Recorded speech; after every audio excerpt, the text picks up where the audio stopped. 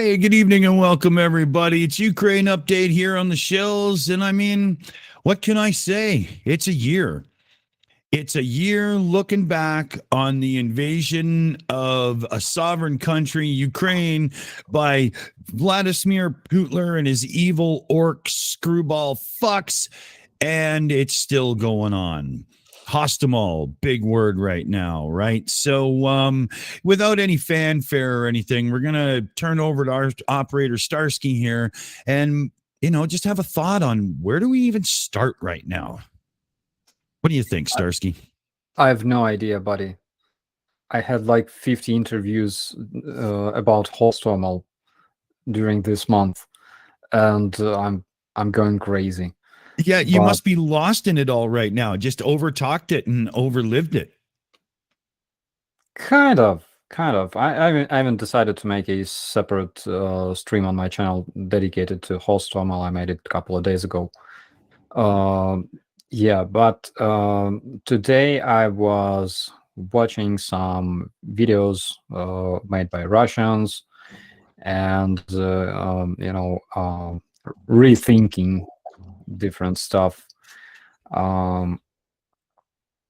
So yeah, this morning actually I was giving second interview to the same people. I don't know, like if they liked my company so much, or I had no idea. But today I visited the places where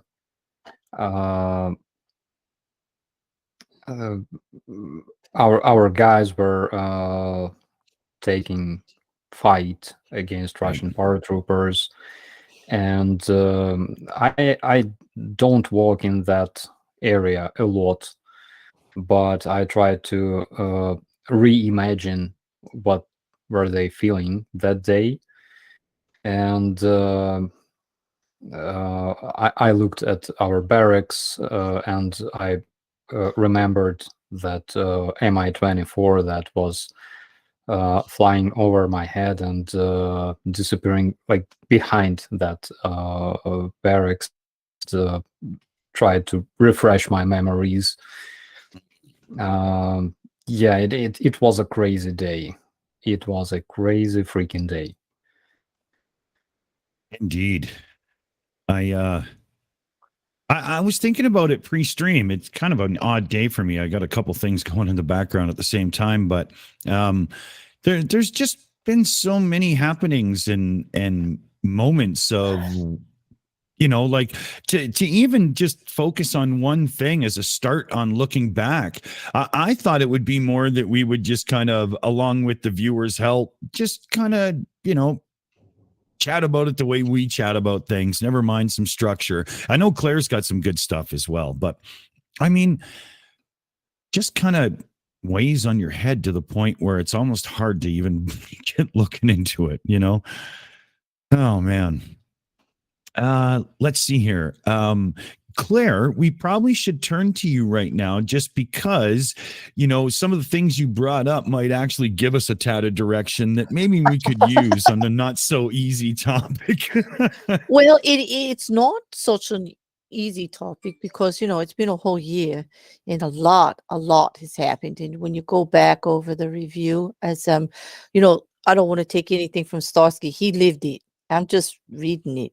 He lived all of these events, like the bridge, like the electrical, the grid being attacked, when it first started, and they're getting hit from so many different directions at once, and they rise up and just push back unexpectedly. I think by Russia. I don't think they were really as prepared. I don't know how you feel, Starsky, but it does appear that they didn't think. They thought that they would be just rolling over the country, and to watch the resilience of the people and the resilience of the military just come up and say, no, not here, not today, not ever, which is something I think they started from day one to say.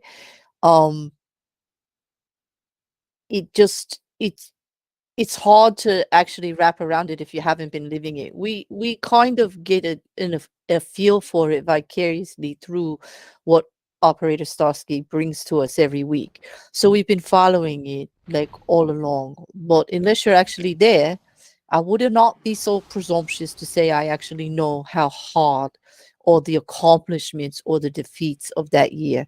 Those things are so ingrained and personal to the Ukrainian people themselves that I can only read articles and just sympathize, if you know what I mean.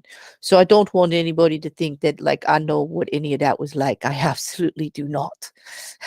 But do I feel like I want to support 100%?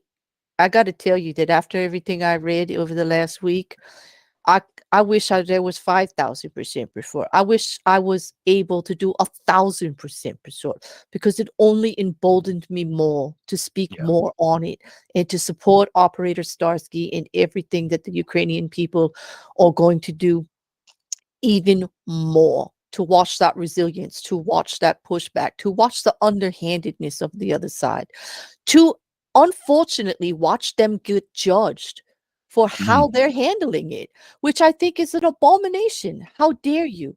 Their people are dying in the streets, and you're going to come at them for how they clean it up or how they treat the wounded or what they do when they're doing more than the Russian people are themselves for their own soldiers?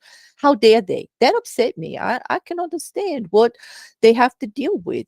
I'm surprised Operator Starsky doesn't come in here every week screaming about that, because that back is insulting. It's insulting to judge how people war, how people defend themselves against war is like, unless you're there, like really, that's too much. It was too much for me. I had to destroy those articles. We won't be talking about those articles if you don't mind, Dick. I won't read them, because even though I am more, but I like to be unbiased. I like to do both sides of things.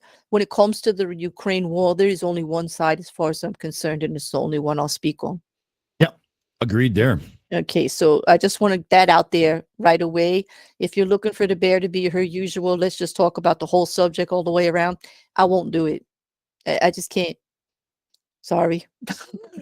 Only one side is worth it. And like, there's nothing on the Russian side of any of this that can bring anything but utter, complete contentment and hatred. So, you know. But if you're asking to what to start with, let's start with recent events, and then we can go backwards. Our president, of course, here in the United States, just honored Zelensky with a return visit. Zelensky came to America. That was the end of December, January, I believe. And so there was a return visit and reciprocation, along with some very nice packages that were for the anniversary that several countries and have actually decided that it's time and to have weighed in on more support for Ukraine. So on that note, there was positivity. But I can't speak on the recent activities that it looks like actually Russia pushed back really hard this month recently for the anniversary. They decided to make their point too, but I'll let Operator Starsky speak on that. But I just wanted to say that I do think it's great that Biden went over there, but that's all PR. That just looks like a support. What they really need to do is to get behind them in more money, more training, and more actual tangible things instead of PR. I will say that was great for a look. It's telling Russia that, hey, you're not messing with just Ukraine anymore. You're messing with all the reasonable countries out here. Like, you need to take another look, because, like, you know, everyone will admit our president is older, and for him to travel all the way over there and be seen in public was a big thing. Okay.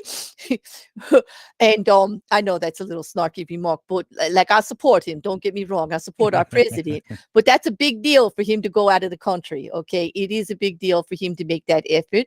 And it was important. And he is actually, there's a lot of this. I could tell you personally, as an American here in our country, there is a lot of dissent on whether we should support or not. And it's not about whether the Ukrainian people deserve it. It's more selfish on not wanting to get rid of the money and wanting things to get settled here first. Most Americans that are against any support of Ukraine are not about the issue of Ukraine being able to have their country to themselves, or that it's wrong. It's more about we shouldn't get involved because we have problems of our own, so we have to settle out. And there's money, like, we could do other things with that money. It's really sad that it's come to that, but that seems to be the battleground here in the United States about it. So for him to actually throw down the gauntlet and say, no, this is what we're doing. I'm supporting Ukraine. We're putting money behind Ukraine. We're going to put some stuff behind Ukraine, was a big deal because it pretty much guaranteed that the election's going to be pretty hot this year and he's not going to get very far. So to me, it meant that he was going with what he thought was the right thing, which meant a lot to me. Yeah. Because he's going to get a lot of pushback for it. It's not going to be popular. And I saw it in my own chat. I don't even talk about Ukraine on my channel. And I got eviscerated this weekend for saying, Wow. I support Ukraine. And I was like, tough, there's the door. You can go. I support. Whoa, I don't care. But, you know, not to make it about me, because it's not. It's all about Operator Starsky. So I would say, let's talk about that, Operator Starsky. How is Ukraine feeling about that visit? Like, what are your, what's coming out of there for you? It was unexpected, of course, because American presidents don't usually visit Ukraine. Not that often. Okay, but it's this time it was different. Even not even because President Biden actually visited a country in a war, right? But also because people who come to Ukraine, like President Biden, like other presidents, they come to Ukraine as friends. And it's not just, another diplomatic visit, business trip, or whatever. People come here as friends. So we felt that. I can say that Ukrainians felt that we are being supported, and it made Russians furious so much. So Russians made something despicable. I don't even know how to talk about it, because Russians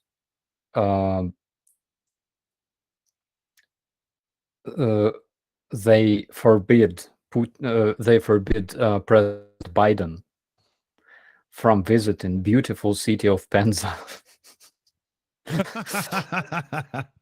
And I don't know how to describe my feelings about it, because beauty must belong to the world.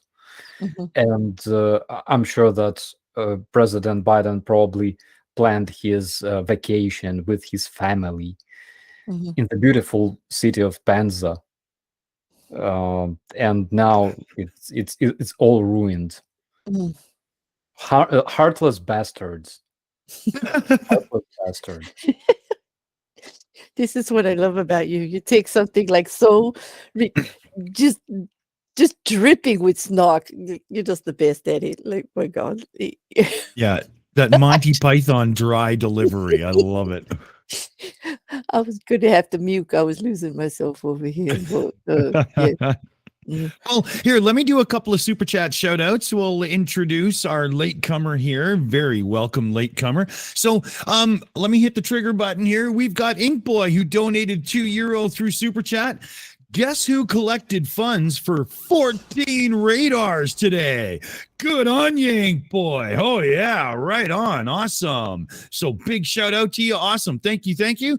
And Level 70 threw $28 into the super chat fund. Big shout out there, Level 70. Thank you. I just watched all of the Ukraine military's training videos this morning. All the John Wick movies.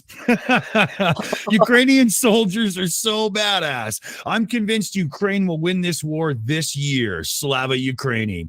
Great shout out. Love it. Excellent one, Level 70. Thanks. And yeah, Commander McMillan's here as well. Commander, welcome to the show. Awesome. Glad you made it, buddy. Yep. Thank you. Sorry cool. for being a little late. No worries. You know how life can be, obviously. So, I have to do my little doodad there so Claire and Dave are going to run the show and blah, blah, and I'll be right back. Sorry. Oh, talk about, okay, that's panicking. Hey, Dave. Hello. Do you have any questions or anything you would like to open with? everything, of course. We don't know where to begin. I think it's wise to start, as we always do. I always completely fuck up whatever you do, Claire. And we said we're going to work our way backwards through the timeline. I'm going to just No, go ahead. You can completely do whatever you reverse want. that. I mean, Yeah, we so know we're going to give you a pass. You're English after all. What choice do I have? Is it American? Go ahead, run over it. Go ahead. Go ahead. Thank you. Much obliged. Thanks. I often think about day one, and I was sat just here and I was looking up at this screen, and it was 2 or 3 or 4 in the morning, something I can't remember, and it just didn't quite seem real. And I've had a few moments like that, but not to the scale and to the extent of a war happening. It seems like it took people by surprise in the West. It certainly seems to take me by surprise. I was as ignorant as many a person in our poll in the live chat. He thought it would have been over by Christmas. There was a late flurry of voters that said they thought it was going to last a few weeks. I'm guessing, Starsky, you were not so ignorant, and you might or might not see quite a long path ahead of you. Is that still the case? It is, in fact, because we were looking at 150, 190 Russian soldiers, and we realized back then that the only way to deal with them is like to eliminate them. So we realized that if it takes 1 day to kill like 1,000, 2,000 Russian soldiers, because they were dying a lot during first days, and we tried to estimate how much time it will take to eliminate all of the Russian personnel if they keep dying like that. So we had different estimations, different numbers. Of course, back then nobody talked about like mobilization, nothing like that, or recruiting convicts and stuff. So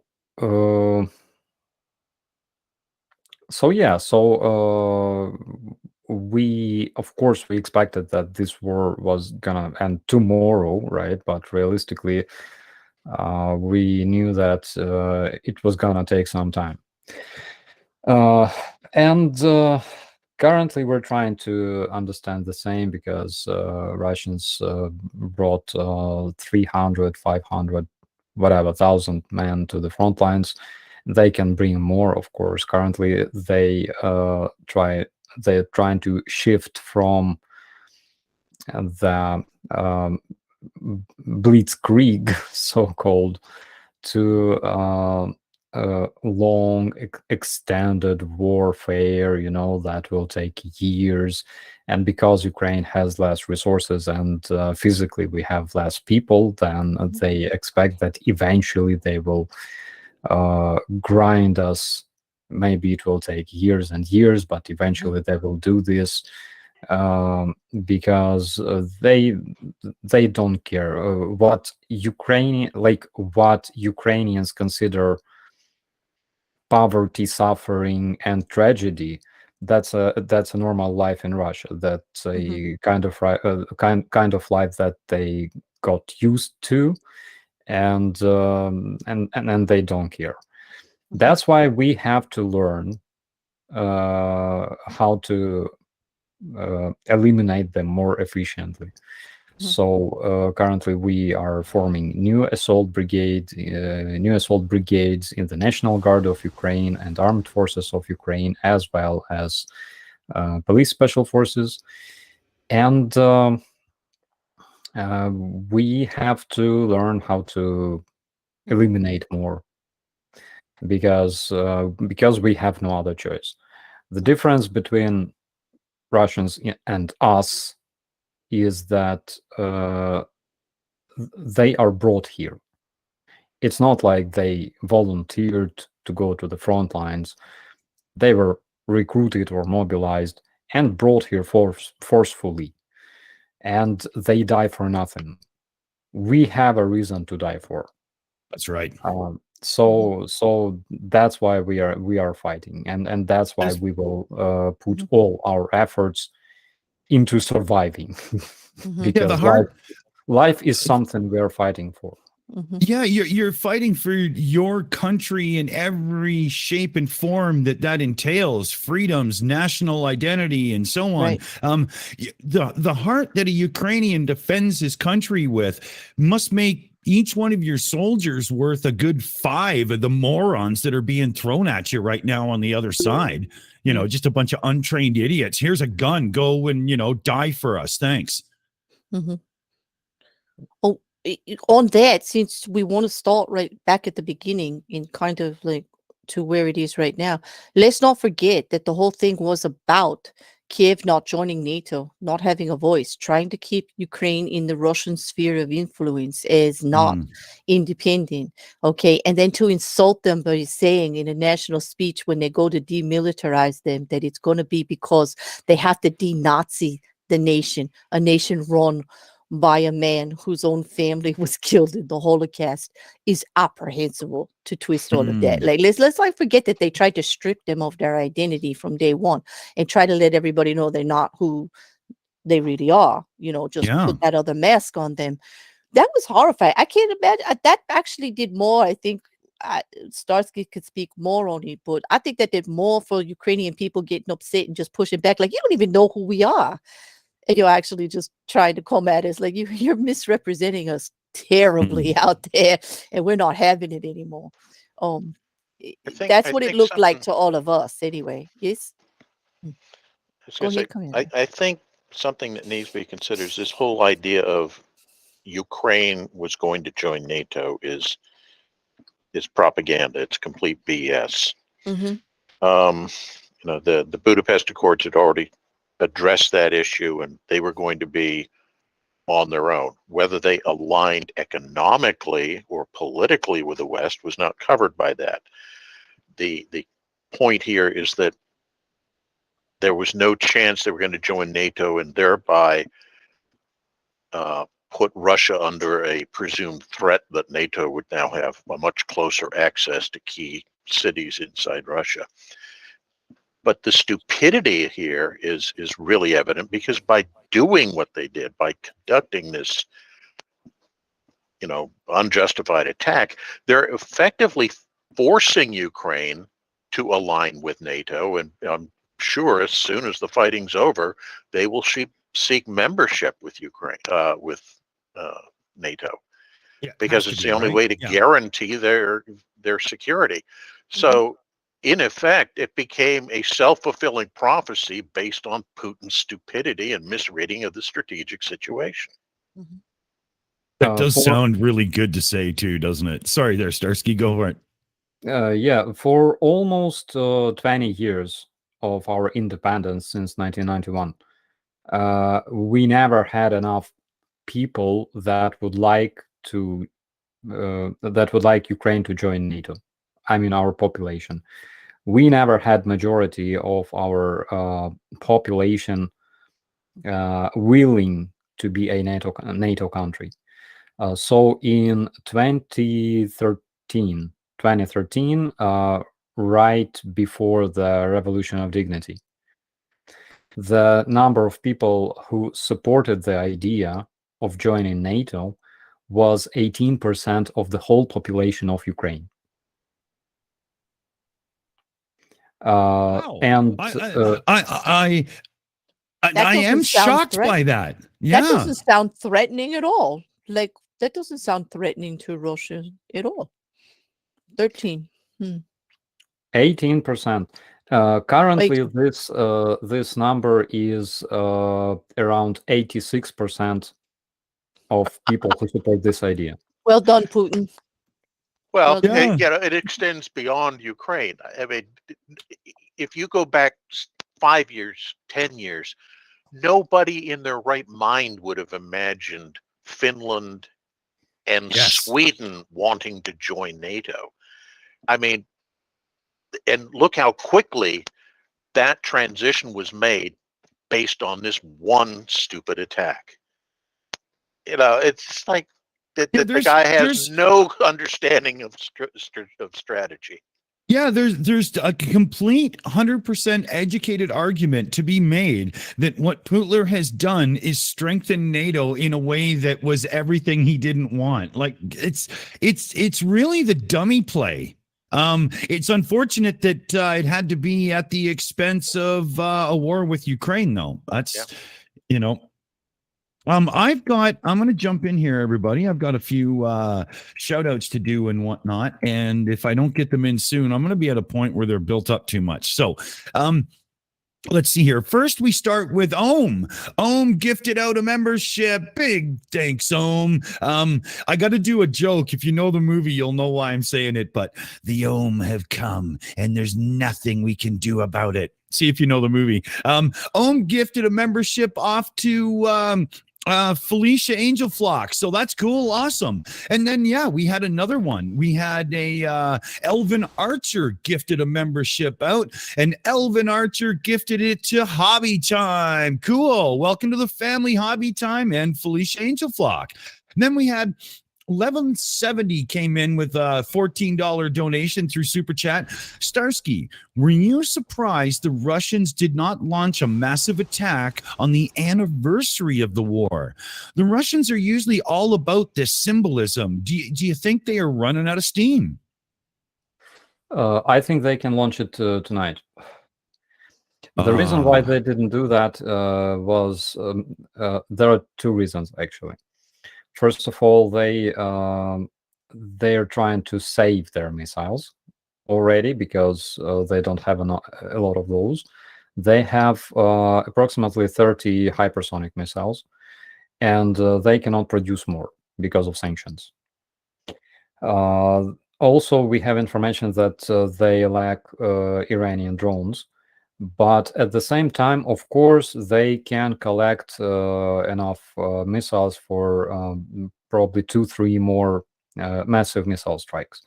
But why they didn't do that on 24th was the main reason for that was because China presented its, I don't know how to call it other than embarrassing peaceful plan. Oh yeah. Well, Wilson had the 14 points, and Putin came up, Z came up with the 12-point plan. Yeah, and we can summarize all of those points down to just 2 points: is make peace and enjoy life. So the reason they didn't do that was because China came up with that brilliant, genius plan. And Russia didn't want to do any sort of massive attacks because they wanted to keep low, for a while. So people would consider, at least consider reading this plan. So probably they can do that anytime soon. I think even next week, maybe even on weekends. We will see. That's exactly what our generals said. They said, don't relax just yet. And yesterday, as far as I remember, all night there were air alerts, not in Kiev area, but around Kiev, eastern Ukraine, central Ukraine. Those oblasts, they had air alerts. Regarding the first day, I remembered one thing actually. I had social media. They were kind of popular in Ukraine. They were not as popular as my current channel, international channel. However, considering the population of Ukraine, don't know. Anyways, it wasn't unknown. Let's call it this way. And of course, I received a lot of commentaries from like Russians and things like that, and they were like threatening to destroy Kiev. It was prior to this invasion, years ago. Of course, they were like, "We will destroy Kiev" and shit like that, usual stuff. But as soon as this invasion started, and as soon as I saw like what happens, right, when those Russian columns were just rolling into cities, and they were completely obliterated. I made this message to Russian soldiers, and I think it received around 1 million views and like thousands of commentaries of those Russians saying like, "You will die, we will find you, you will die, all your family will be killed," you know. And I so much enjoyed that, because in reality, thousands of Russian soldiers were being slaughtered every day. Again, I'm not sorry at all. Like, I don't have any feelings towards orcs, so I'm sorry, but they were slaughtered every day in Ukrainian cities, on the front lines and things like that. All those columns that were burnt down and destroyed and bombed by our artillery and burnt by our grenade launcher operators and things like that, and javelins, and the only thing Russians could like the only way Russians could react to that was just sending threats in the commentaries, because they were completely powerless to change it. And 1 year passed. They lost that whole army that invaded Ukraine. They are no more.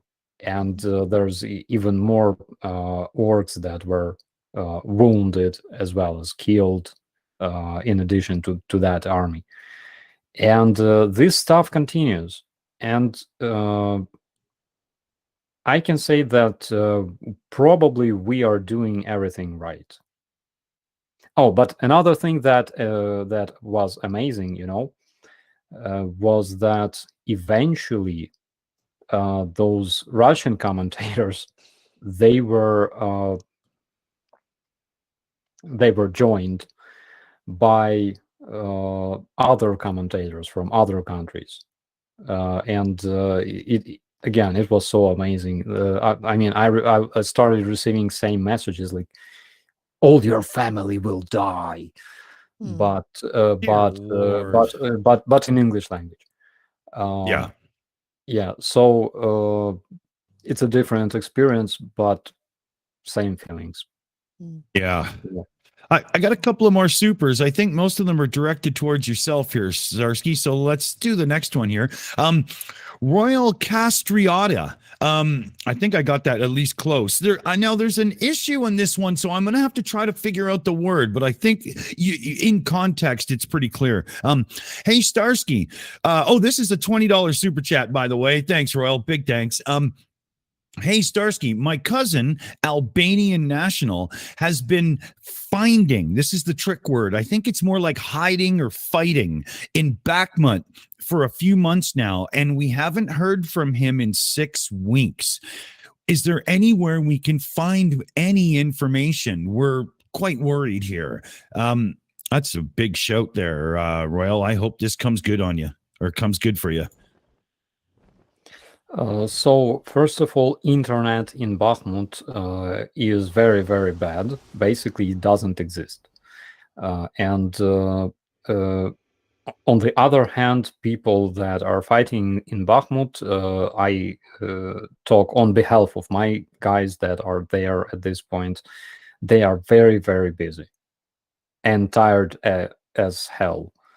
I don't want to, let's say, I don't want to like how to say it. Not like I'm trying to bring you some kind of relief, because this is war. Right. But there can be just like usual common reasons for that, for him not replying to you. A good way to say what you were looking for there, Starsky, is not to sugarcoat it. Yeah, exactly. Yeah, good answer. Because right now, that's just the wrong place to be trying to get news from. I really hope it works out for you and the family there, Royal. I really do. Nick Gaspy threw $10 into the super chat fund. Big shout there, Nick. Thank you. Hello, Starsky. Is another battle of Hostomel Airport blitzkrieg possible? What steps have been taken to secure Kyiv, Boryspil from a Russian terrorist attack with unwavering solidarity, Slava Ukraini? Thanks, Nick. Thanks, Nick. I don't think that it's possible because Russians cannot use Hostomel airport anymore. And this runway is basically doomed. The reason why we don't repair this runway is because if this runway is repaired, then Russians will try to either strike it, so we couldn't use it for our like jet fighters and cargo airplanes, or they may try to capture, take control over this runway. Until it's destroyed, it's useless, and they have no reason to go there. And we also have no reason to use it whatsoever. And if Russians take control over this runway, we will destroy it again. So this place is doomed, and it will only be repaired, I think, probably after the war is finished. And we will see new media taken off from this runway, for example. As for the possible upcoming attack, there is very, very low possibility that it may happen. Russians can try to break through our defense from Belarus, and I still believe that it's possible, and that they will try to do that because they have this saying like, what if, avos. And a lot of their attacks, they were made using this kind of magic spell, what if, So they can do that, of course, in order to distract our reserves, stretch our defenses, but it's unlikely that it will bring any serious result to them. There was a clarification here, Starsky, from Nick. He says, I meant Boryspil International Airport. Same with Boryspil, because Boryspil is even closer to Kyiv than I think. Maybe, yeah. Even closer to. Wait a second. No, not really closer to Kyiv, but still there is a bunch of military units located around Boryspil. And also, as far as I remember, Boryspil was already hit by Russian cruise missiles, and it was damaged. So when Russians realized that they will not be able to land there, they attacked our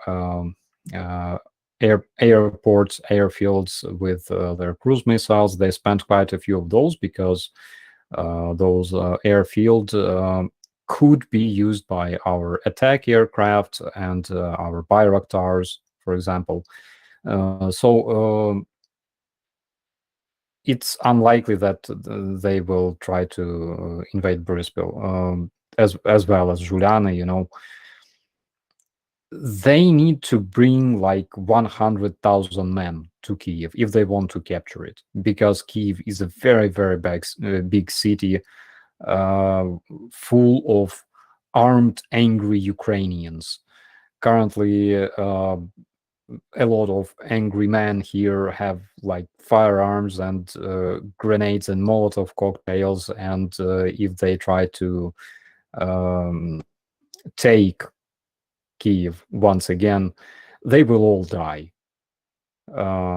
Even I'm not even sure that they will be even able to make all this way from Belarusian border to Kiev.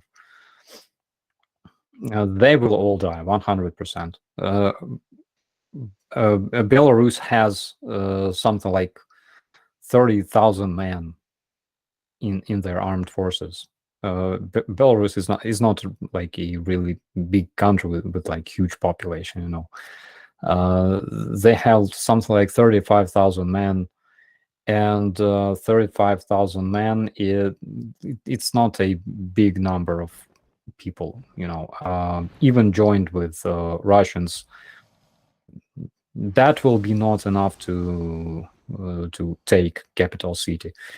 And also they will be risking to repeat the same mistake that the previous army did in Kiev, because they were encircled. So it's like the picture looks like this. What they will try to do is they will try to sacrifice those men somewhere at the border with Belarus, because to kill 40,000 men, we would have to bring some part of our armed forces there, our reserves in the first place, because we have units that already have their positions at the border. But obviously we would have to bring our reserves there and make sure that they all died. So that will be not like a problem, but rather like an issue for us. I think, if anything, Starsky's understating the situation. It's, one of the initial and major drives in the opening offensive a year ago was to try to take Kiev, and that was with the pretty much best troops that the Russians had. And that was with surprise against a relatively unprepared defender. They got slaughtered. Now you're talking about them trying to do it with a smaller force against a prepared enemy. And that's just, even if they somehow manage to get through the lines separating Kiev from the frontier, if they get into a city fight in a major city like Kiev, whatever troops do get through are going to get just absolutely slaughtered there. And one of the most costly forms of modern warfare is urban warfare. So it's an attack that has no future. And I suspect the Russians know this. So what we're really seeing is a lot of demonstration and bluster to try to force the Ukrainians to keep forces watching that sector, as opposed to reinforcing the front lines. Yeah, Ukrainians hate them so much now.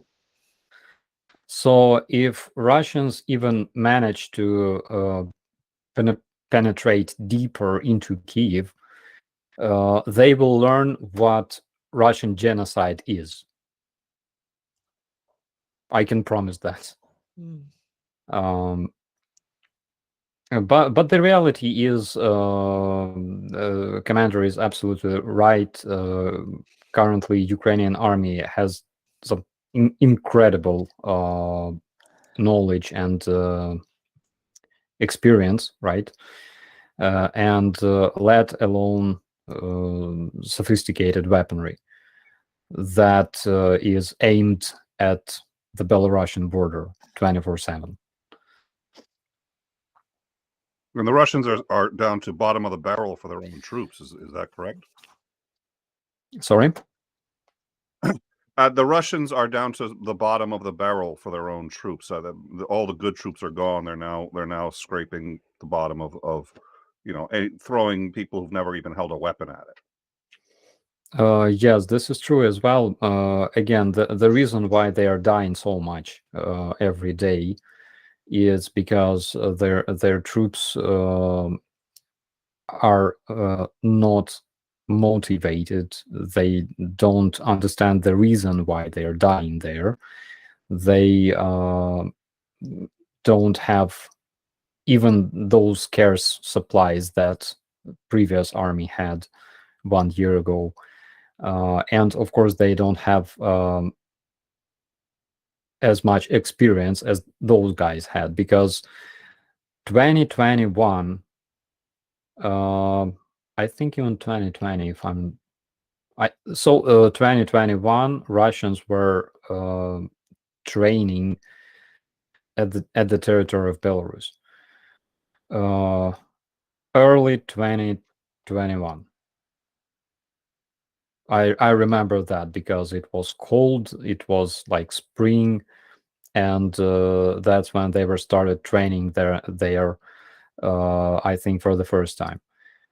So they spent months training and preparing to invade Ukraine, and it's a big period of time actually, because like my company was when we were being formed in my brigade in 2016, we spent like 4 months in the fields. We didn't see civilization for like half a year, and we had some very, very serious training all this time, and it was very, very intense. So they spent almost a year training in Russia and gaining all that experience and learning and improving. And then they died during 1 year in Ukraine. Currently, all those mobics, they're just, taken on the streets and sent straight to the front lines, sometimes without any sort of training. The record, official record that we have, it was a man that was mobilized in Russia and killed in Ukraine only 6 days after that, after mobilization. So you're saying he got a lot of specialized training and was top of the line, ready to go. Yeah, absolutely. Okay. And what can I say about Belarusians? Of course, Belarusians look much scarier than those mobics. Specifically, Belarusian Spetsnaz that builds human pyramids, breaks bottles with their hands, doing some kind of crazy magic, military magic, war dance. and war dance is a serious business, guys. And also they have an army. Yeah, and also they have that special troops that can break like plastic bottles with their heads. Try that. Can you imagine that? I'll bet they can even crush aluminum cans. That's impressive work. take out a pack of cigarettes with no less than 4 stomps of a foot. Yeah, but building human pyramids, I mean, how crazy those people must be to, like, they're scary. Like, I'm scared of them. I'm serious. Well, yeah, but they, you know, if you think about it, they can see over terrain when they do that. So if they give it like a weapon to the guy on the top, he'll probably get a shot or two off before the whole thing comes down. It's quite serious. Yeah, he can observe. Exactly. It's an artillery observation platform. I hadn't understood that.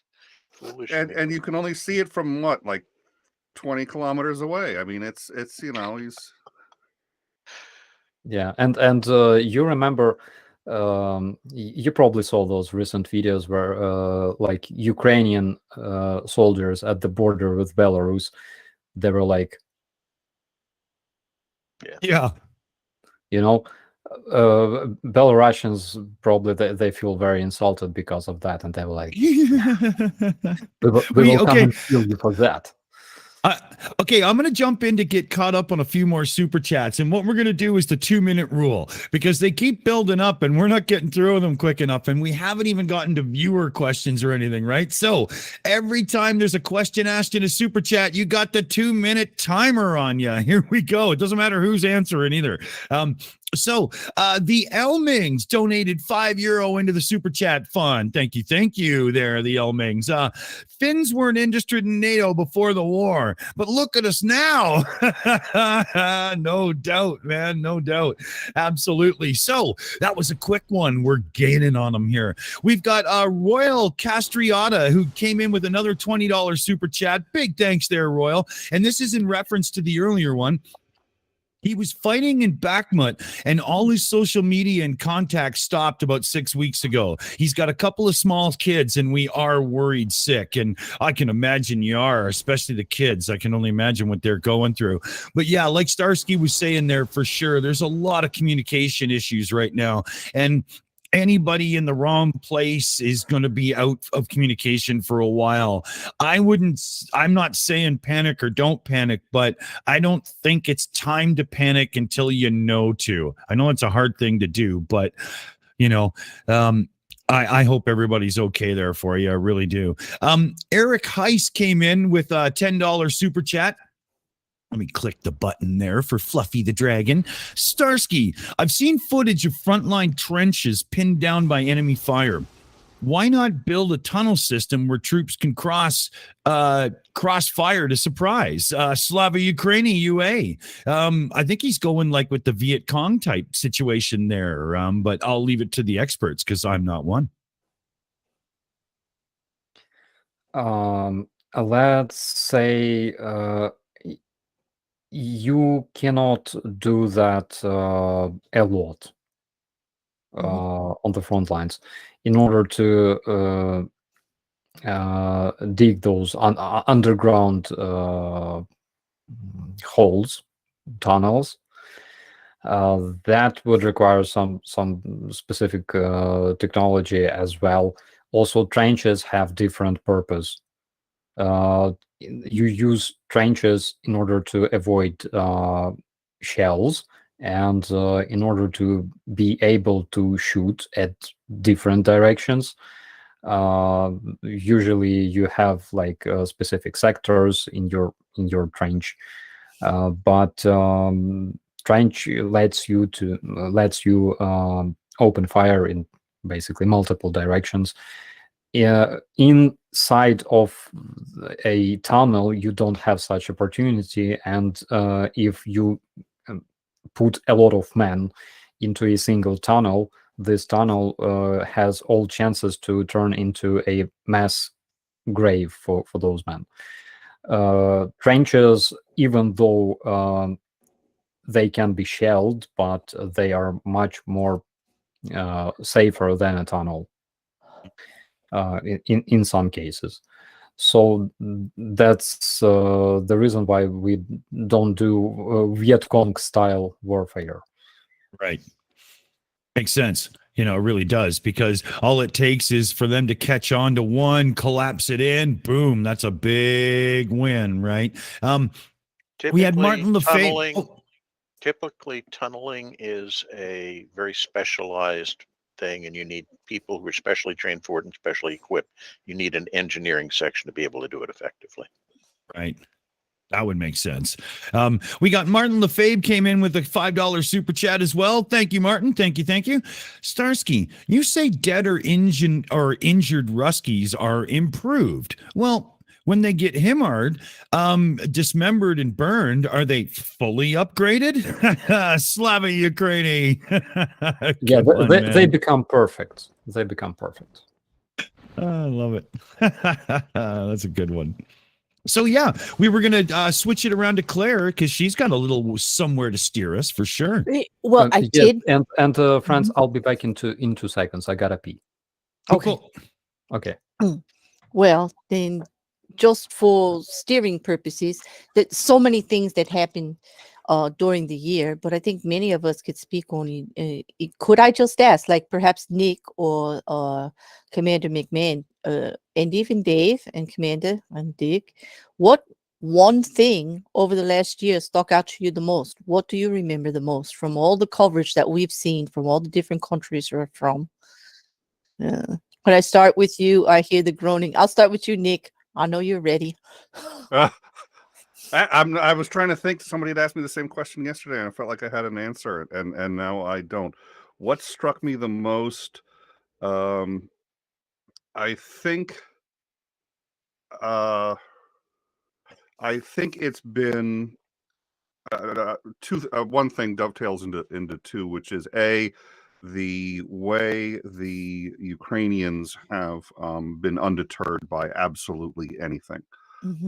They are taking losses. They're taking significant losses. They don't discuss that because they don't have time to discuss it, and they don't discuss it because to them at this point it's not even an issue.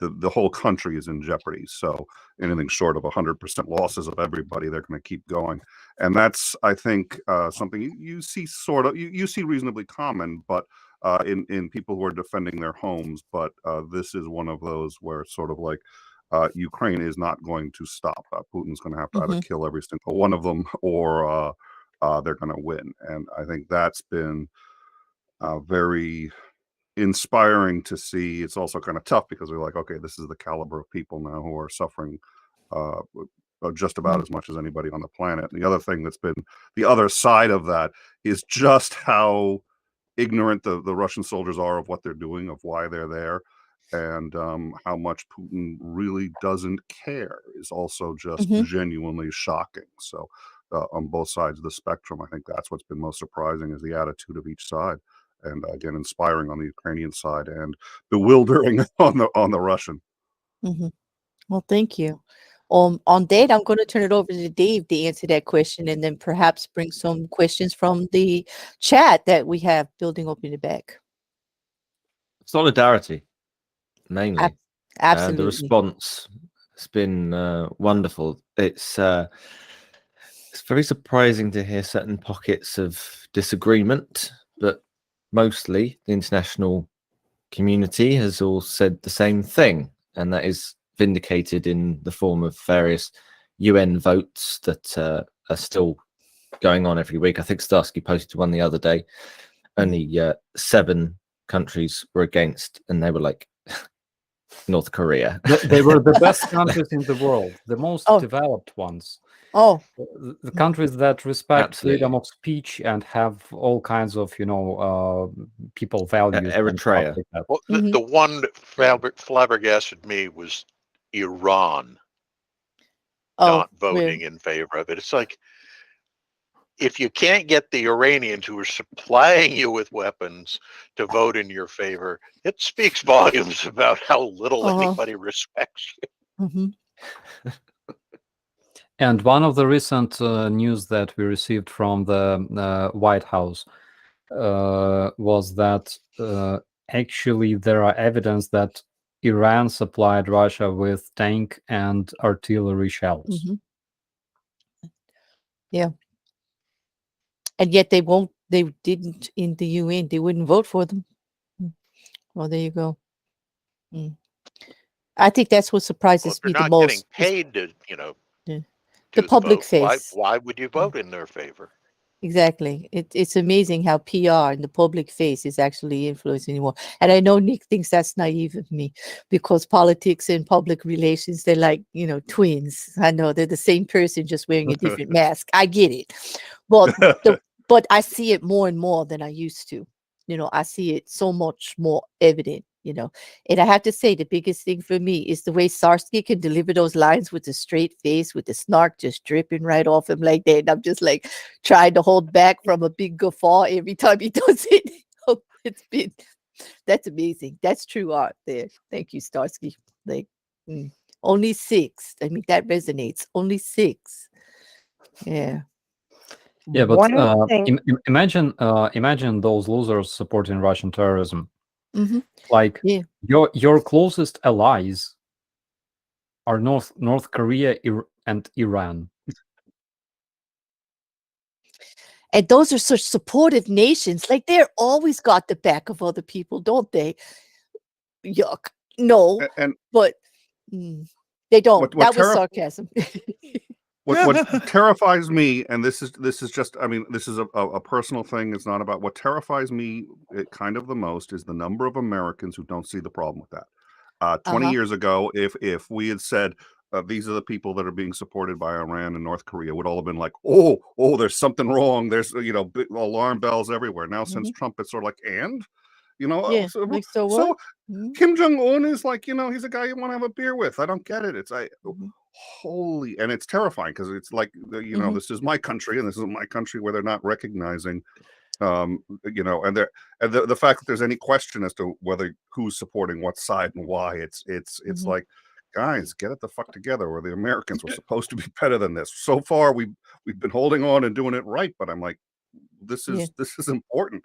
And it's terrifying. It's my country, and they don't recognize shit In like the they used to. beginning, that's what I said, how big that visit for Biden to actually leave our country and do that was, because he's getting so much heat about it that he really did make a statement by doing it. And it was against some people, some big voices here in the United States that would totally not do it. Like, you can support them, but just don't go so far. But we're like, nope, you're in it or you're not. And Biden chose to say we are in it and giving full support. And I'm happy. I'm very proud of him for that. Obviously, we're not drinking enough tainted Kool-Aid. Exactly. Yeah. well, Yeah. isn't that a good thing that we're not drinking it? I Mhm. mean, we got this guy It's here all a selling his perspective shit. problem. All a Yeah. perspective problem. I think Tainted Kool-Aid is actually a microbrewery around my area, but I'll have to check.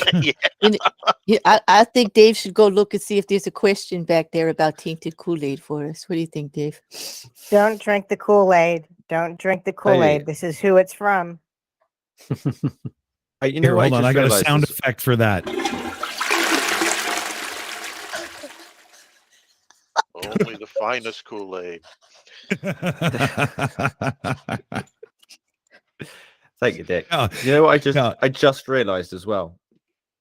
that Russia have actually achieved something that nobody else could accomplish, which is to get the Democratic People's Republic of North Korea to engage in democracy for the first time in their history by actually voting for Russia and saying, yes, I support you. I think, I think it's so magnificent what Vladimir Putin has done, frankly. No, nobody else. No. Only Silence. Nixon Okay. could go to China. I'm sorry, Dave. I was gonna shut waiting up. for the pause, Right. and then Yeah. I was gonna. Throw the laugh at you. Weren't you, Nick? It's always he pauses and then he continues with the joke. So I was waiting. Like, it's he got us both with that one. Yeah, good point there. It's because Manafort went from being Yanukovych's campaign manager to being Trump's campaign manager. Yeah, that was a big one. We need a But I never Rick- found it. I never found it suspicious that Manafort worked for free for Trump, and I certainly didn't find it suspicious when he couldn't answer whether or not Trump was taking money from the Russians. I mean, most campaign managers can't answer a question like that. Well, Trump answered himself for the first diplomats that were in the building when he was just after confirmed who was there. It was a whole room full of Russians. That was the first photo op that we had. So returning to this point on American supporters of Russian terrorism, usually it's like this. Usually they say, we want peace, we don't want war, we want Russia to negotiate with Ukraine and Ukraine to negotiate with Russia, stop killing each other, and things like that, you know. But as soon as you start asking them questions, they cannot hold all that inside of them, and they start speaking. And when they start speaking, you realize that they're full of Russian propaganda, because they go, of course, what Russia did was very wrong. Yes, of course, they're terrorists. They rape, they loot, and they murder people. But Ukrainians had a coup, and Ukrainians are Nazi. And Ukrainians burned 1 million people in Odessa. And, you know, and they start repeating all the, and biolabs, of course, biolabs, yes. And they start repeating all that crap. And when you start asking them, like, where did you get that from, you know? They start pointing at some suspicious websites that have like Russian affiliation and yada yada. So one way or another, we can blame Russians for their propaganda that actually brought results, because Russians invested into bullshitting and brainwashing the West for decades, using their channels and using people that prefer like sketchy websites and Russian resources over education in the first place. So that's the reason. I think that's just because of Russian propaganda, which brought results. Which highlights in my mind one of the other things that I find stunningly ridiculous about all this. Given the enormous success the Russians were achieving on that PR front, with manipulating the media, with controlling politicians through compromise and bribes, if they just continued on that front rather than doing this stupid conventional war, we'd be losing even more. But instead they did this, and it basically woke everybody up to the real threat. It's another colossal strategic failure on Putin's part. You have to wonder, why did he feel this compelling need at that particular time to start the war? It just doesn't make sense.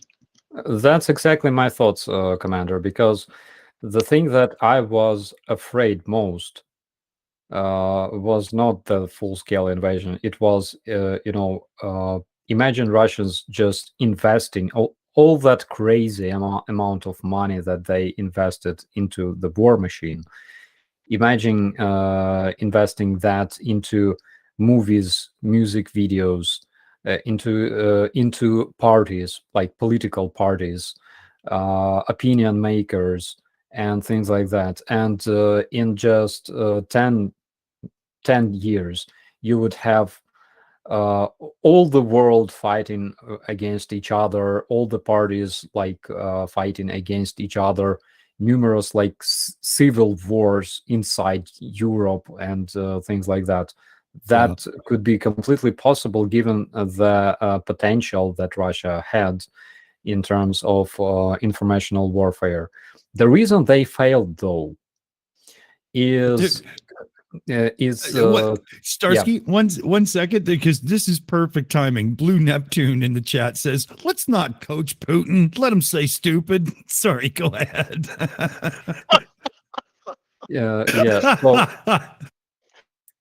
So because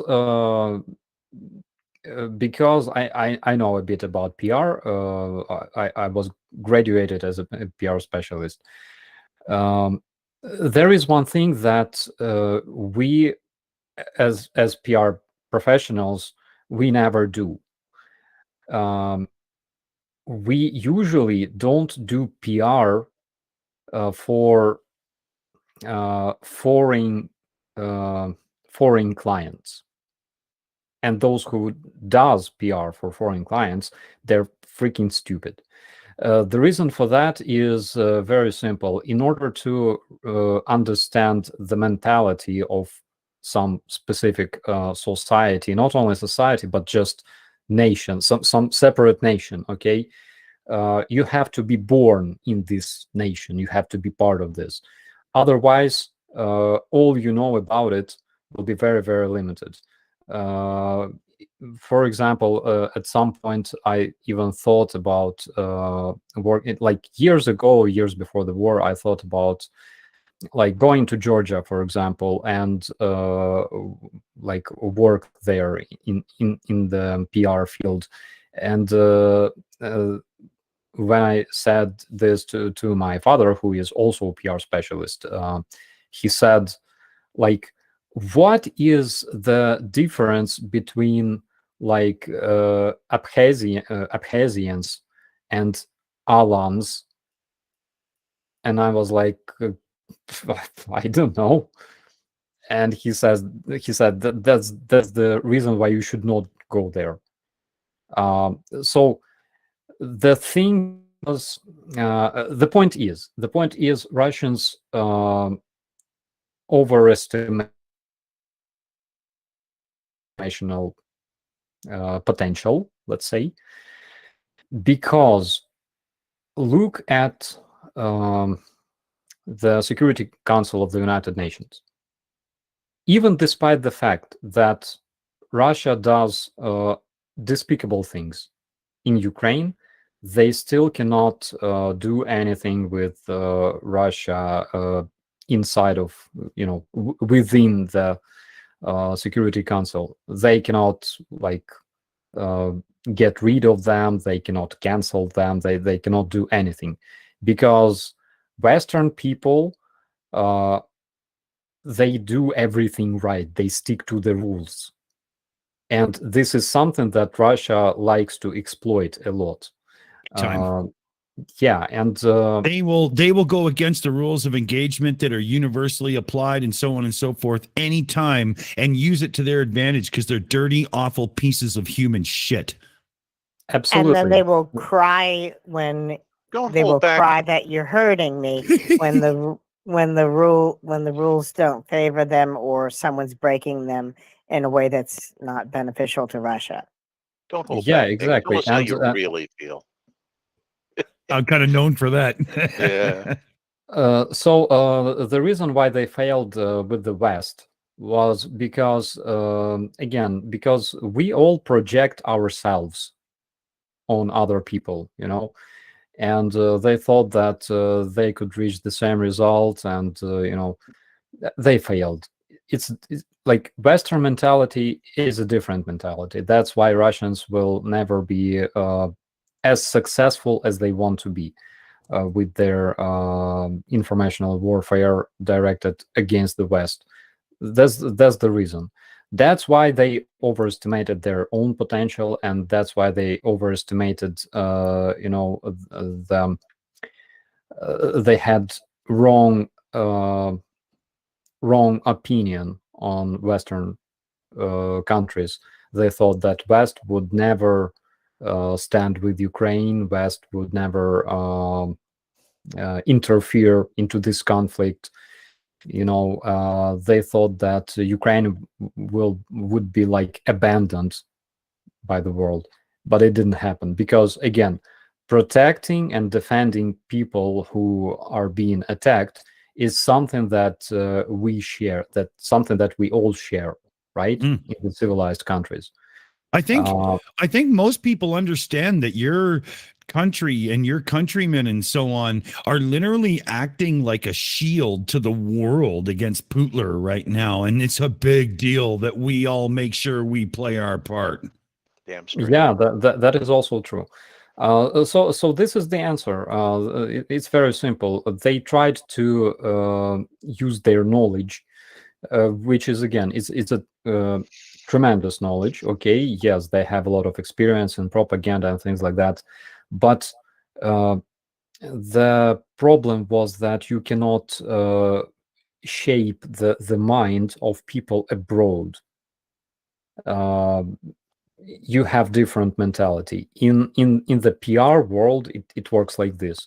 People who try doing that, like Manafort, for example, where is Yanukovych?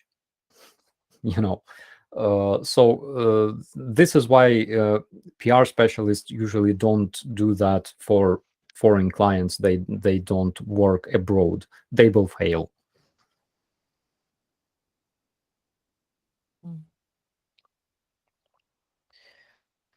Sorry, I'm just literally choking my head off in the background, and I was hoping I didn't have to unmute, but you know, it is what it is. Oh my God, I need a moment here because I am literally dying. So hold on.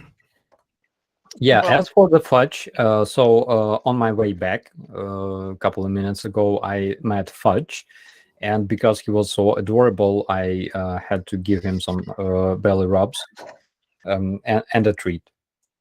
So that it was regarding the question in the chat. Okay, great. Good, Doc. I think another reason he was willing to do this was what Macmillan has referred to as the Potemkin village, the idea that his own commanders were lying to him about the capability of his own forces. I mean, if his forces were genuinely what he thought they were, this would make more sense, you know, but he thought he had a military that really could do this in 3 or 4 days, and he had succeeded in Crimea. He took Crimea, and really the West kind of did look the other way. I mean, we got very upset about it, but we're like, we're not really willing to. So I do see how and why he was willing to do this. I do agree. It wasn't his best move. His best foot forward, really, unfortunately, is the propaganda and blackmail and all that other shit. You know, that country's been doing that for centuries. They perfected it, and for whatever reason, he's like, well, let's also bring in our military. It's like, yeah, now you're treading on the West's territory, and you want to be a little careful with that. So I see why he did it in terms of when he realized what he thought his military really was, but he had been lied to, and it just wasn't even close to it. That's a great reverse segue to a question that was asked earlier about what was the one thing that surprised you the most or stood out the most in your mind. And to me, it's two. The first is, I, like so many other experts, thought that if this was going to happen, there was a very good chance that Ukraine would fall within a week, because the Russian military had been advertised and many experts had analyzed it as being so superior to anything else that you would have expected. And I'm so glad that, you know, they stopped them within that first week. And that came as a very pleasant surprise. The second part of that is that I don't think anybody really anticipated Ukraine would be able to recover enough to launch 2 extremely successful counterattacks and retake significant portions of the territory that have been taken in the first year. And again, that's another one that nobody counted on. And both of these together highlighted the fact that the Russian military was this hollow giant. It didn't have anywhere near the capability people said it had. Mm-hmm. Yeah, I completely agree with you. And again, the reason they overestimated their abilities, they believed their own propaganda. They believed their own bullshit about those Orthodox Russian soldiers, supernatural Spetsnaz guys, DVD ninjas that can, I don't know, kill people at a distance with mind bullets and things like that. So they can lift logs in the snow. We've seen the video. We know they can do it. Yeah. They can make statues from from shit. I'm not joking. They have that in Udmurtia or Buryatia. They had that dude who made he created a huge statue of a rooster using like shit. Yeah. And he instantly became famous because in order to become famous in Russia, probably you have to work with shit a lot. So they created this myth, and they are very professional, in creating myths. Again, it's a very effective thing. We call it mythologic design. When you create some kind of myth and people start believing this myth, and eventually this myth turns, becomes part of our lives, same as with 8 years of Donbin Bombas. Exactly. They were talking about it so much, so currently people think that this could have happened, actually. Even despite the fact that OSCE mission was there 24/7 on both sides. They never saw anything like that, but people think, but hey, they had reason to talk about this genocide of Russian-speaking people.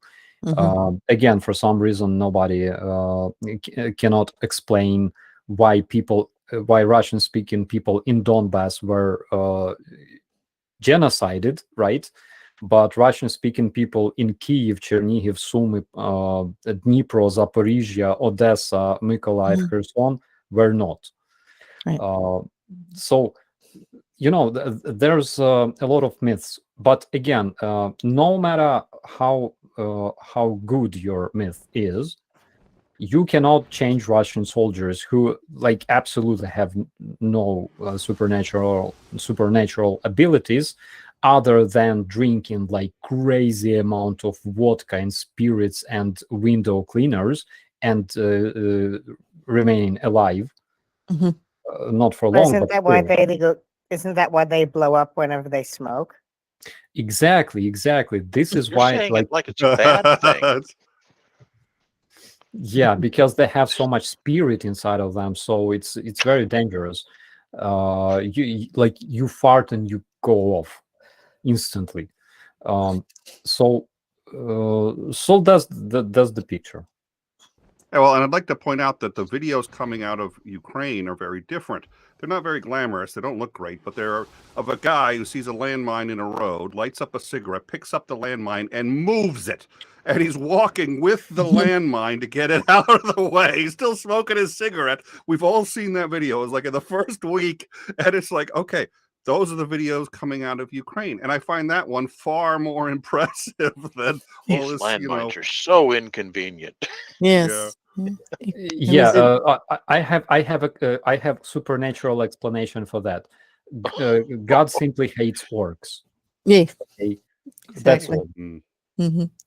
Well, on that, I'd like to say you've done a really good job of educating us all throughout the years, Darcy, of how they use propaganda and the myth, and how if you say something 20 times, actually people start to believe it, which is why we all want to keep talking about the positive stuff coming out and the real information coming out and repeating it over and over to combat all of that, which is what you do day in and day out. And you were talking about repeating messages, and that's probably why it's so important, that people are asking you to come and speak again and to say the same thing to combat all of that misinformation and negativity and those myths that are out there that take life and go against it. So I commend you for that. Well, can I toss this back to Dave? Because I know we have quite a few questions back there. If you're ready, Starsky, to take some questions from the chat for us. Yeah? Sure. Absolutely, yeah. There's sorry to start on such a bad note. I put a poll up in the live chat, Starsky. I don't know if you've seen this. Favorite moments over the course of the past year. Meeting Starsky has only got about a quarter of the votes at the minute. Forget the fact that I didn't vote for that. Right, that's not important. Okay, I with the other half of the voters voted for Moskva go fuck yourself. It seems to have resonated with people for some reason. Anyway, there was a question a very long time ago from what about that exact issue. How about When the ship Moskva sunk, were you surprised, and do you remember that day? I remember that day. Of course, first question we asked ourselves was like, how did it happen? What kind of superpower did our armed forces use this time? Like we were not surprised much, but I think that we were lucky. Luck is something that follows Ukrainians for centuries, and every time Drips out your butts. Like, seriously. Yeah. Every time when, it seems like we are screwed, like for real time, something happens. And same thing with like Moskva flagship, and same thing with, I don't know,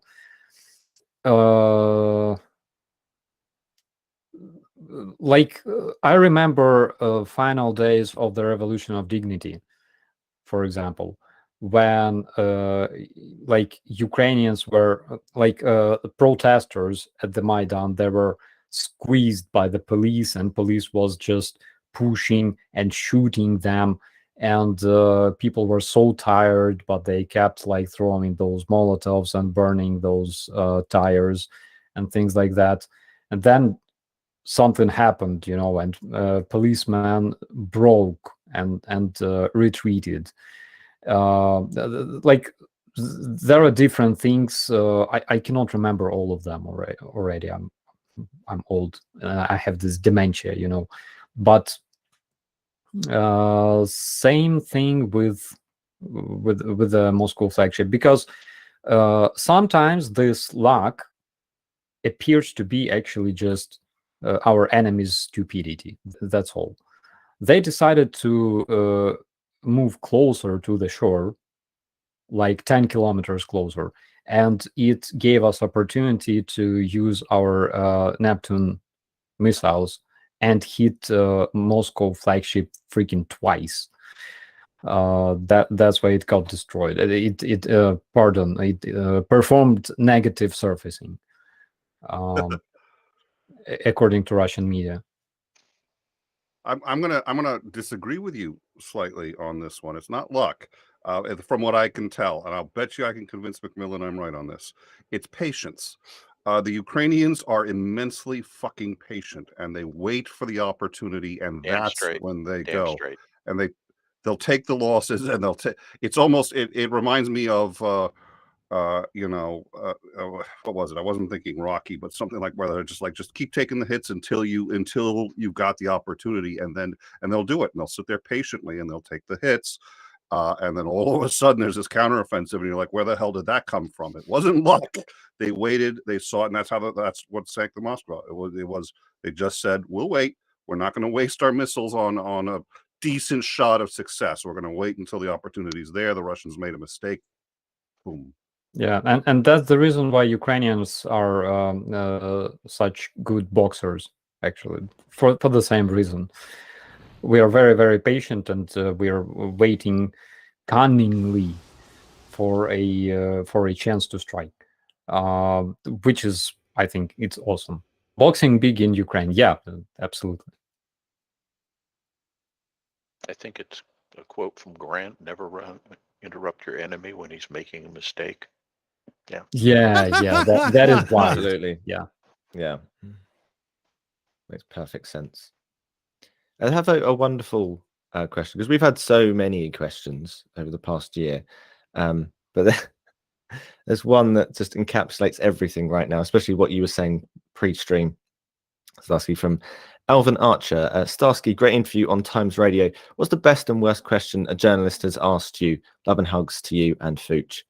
And I would extend that to just the whole year. What's the best and the worst questions? Even us. What are the worst questions that we've asked you? Worst question, in my opinion, was when Joe asked me what changed, and I wanted to say this, but I think I didn't say it, but I felt it. The thing that changed is that I lost so many fucking friends. And it's That's a horrible thing to have to fucking say. Currently, it's so ridiculous, guys. Sometimes I think I want to call somebody. And then I realized that, okay, she died in like March last year. And he died in like April. And some people, they are still so alive in my memory that I still cannot fully realize that they died. One of my best sergeants in my brigade, when I was a private, he was my sergeant. Okay, then I was promoted. I became NCO myself, and then I became an officer, and he remained an NCO. But he was the best, and I still cannot realize that he died because it happened very, very fast. So they were either hit by a cruise missile or bombed. There was huge explosion, and he and our commander of one of the companies, I think he was commander of one of the companies. So they literally turned to coils, and also I was very fucking busy. I completely missed their funerals. So I only learned that they were already buried like yesterday, and that's why they are still alive to me. They're still alive in my memory. And it happened to so many of my friends. So I wanted to say this, but I decided not to, because it's something not something that she would like to hear, probably. But the best question was, as usual, regarding Russian bullshit on their channels. Those UK women that have no money and they are forced to do prostitution in Cardiff. Why am I missing something? Why Cardiff? What's wrong with Cardiff? Why not? I'll explain after. Yeah. Maybe you know. It's all those troublesome Welsh people. Ow. Okay. Should I start singing Men of Harlech now? I don't know. I've got a question for you, Starsky, and I've asked you this question multiple times because I've always been curious about the answer, and I've been curious to see how it evolves over a year. I've been so impressed with the answer, and I always am terrified that the answer may change. I would understand it if it changed, and it would change for me. But I've always asked you, how do you feel about Russians in general?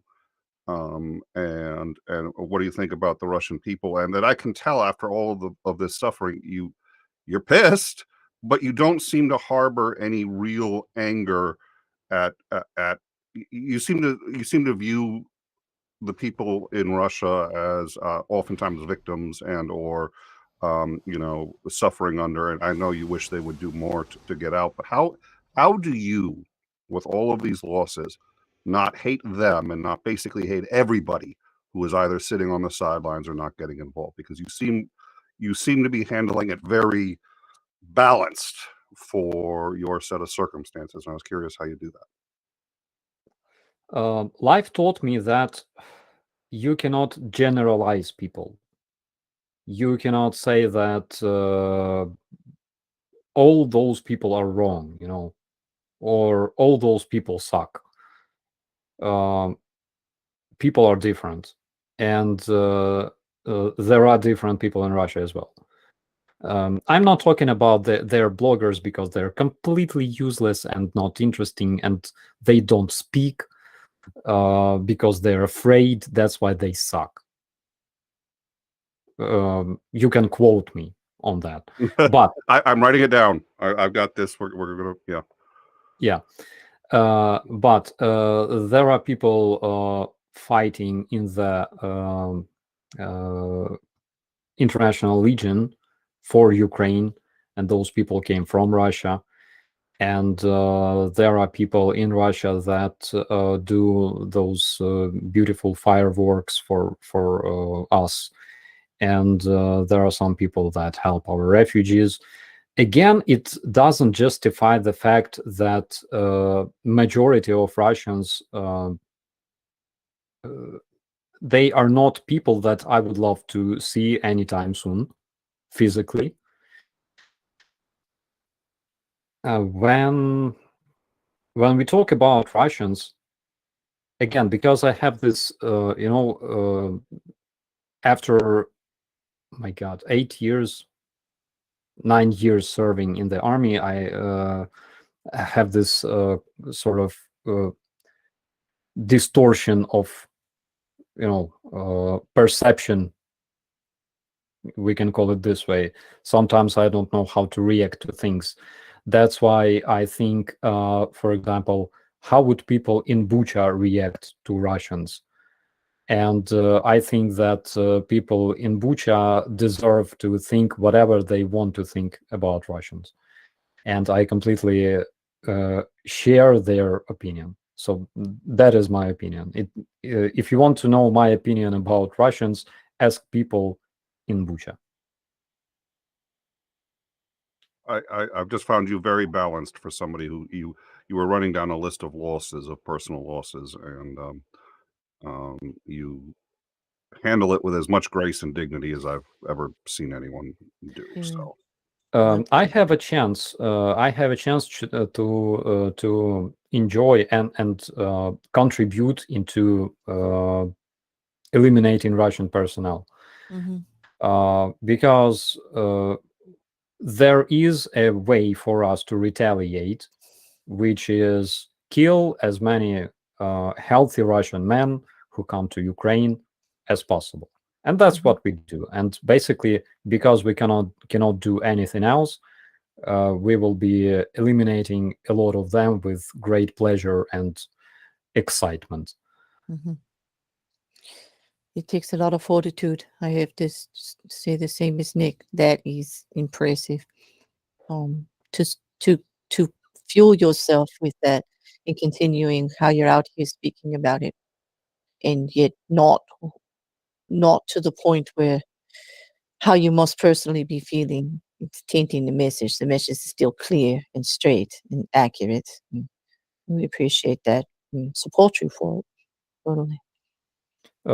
I cannot say that sometimes I don't go mad completely, I'm a human being, but I learned one thing: we don't fight the dragon to become dragons. Exactly. If you let that hate, I think Mr. E-Man had put it in there, and he knew exactly what I was thinking. Although you feel a certain way about it, right? You cannot let that invade your soul to rot you from the core. You need to fight it for what it is and not become it. And I give you great strength for that. thank you, by the way, everybody, for joining us for Get Depressed with the Shills Hour, co-hosted by Nick Suter.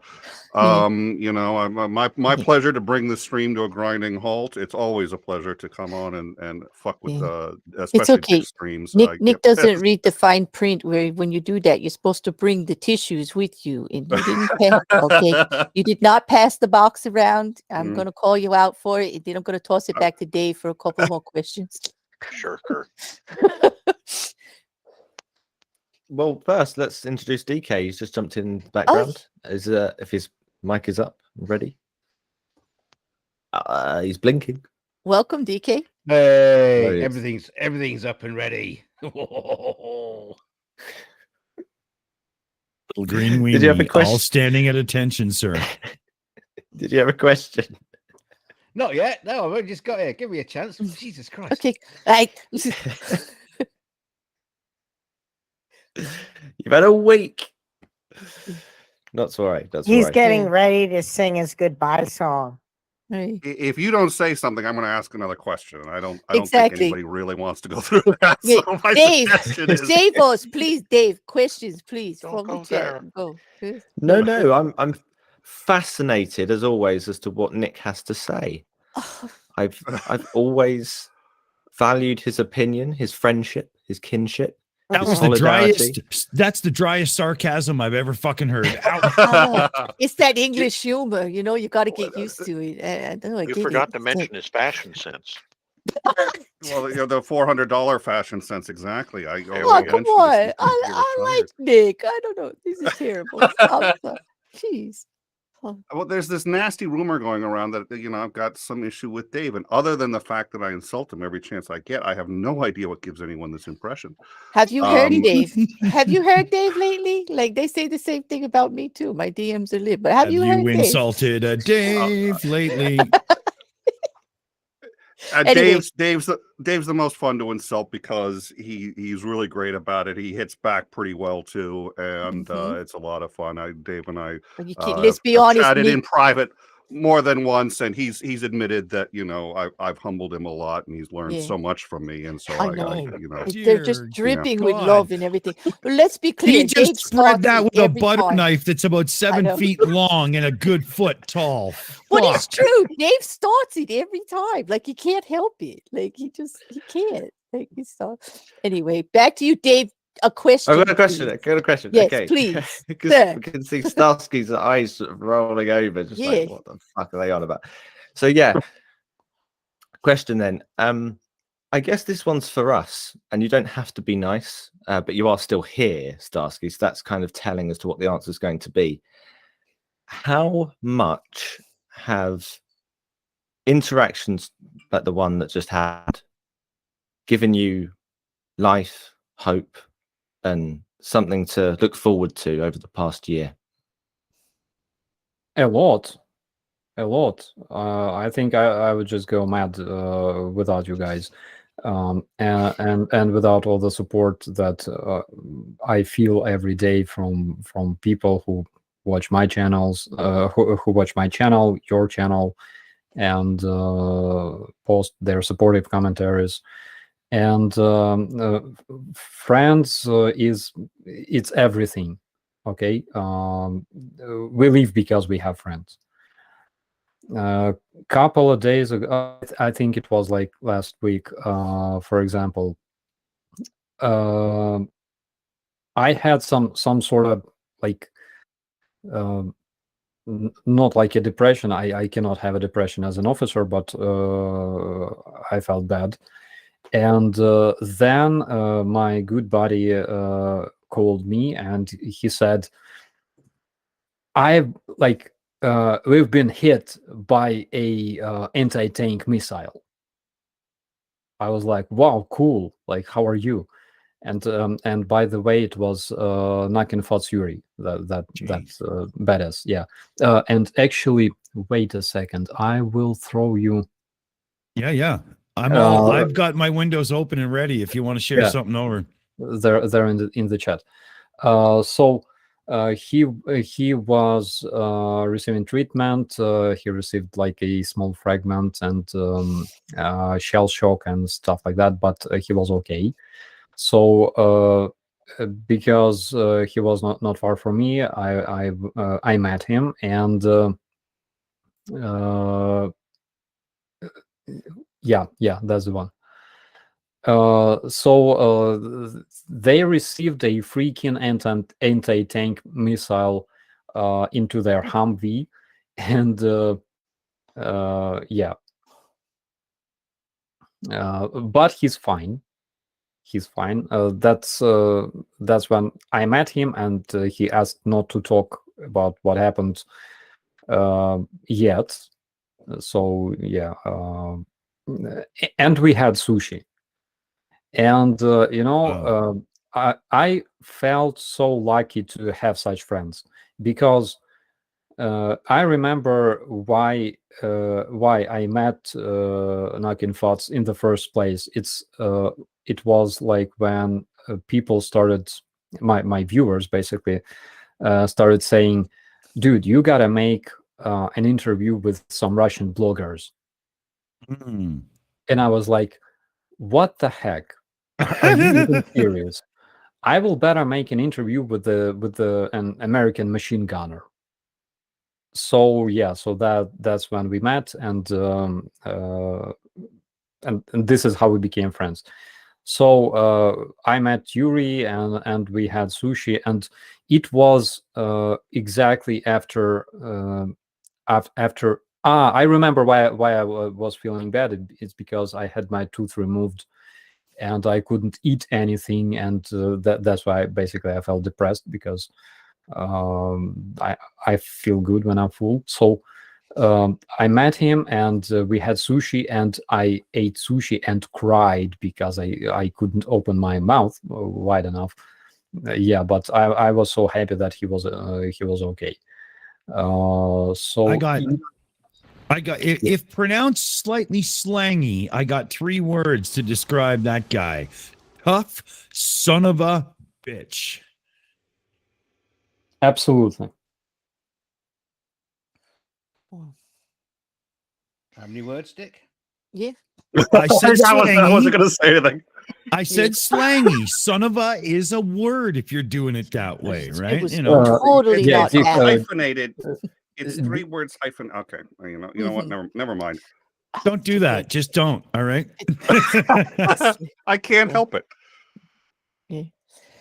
Yeah, Dick, I sent you a picture in the Discord. Mm-hmm.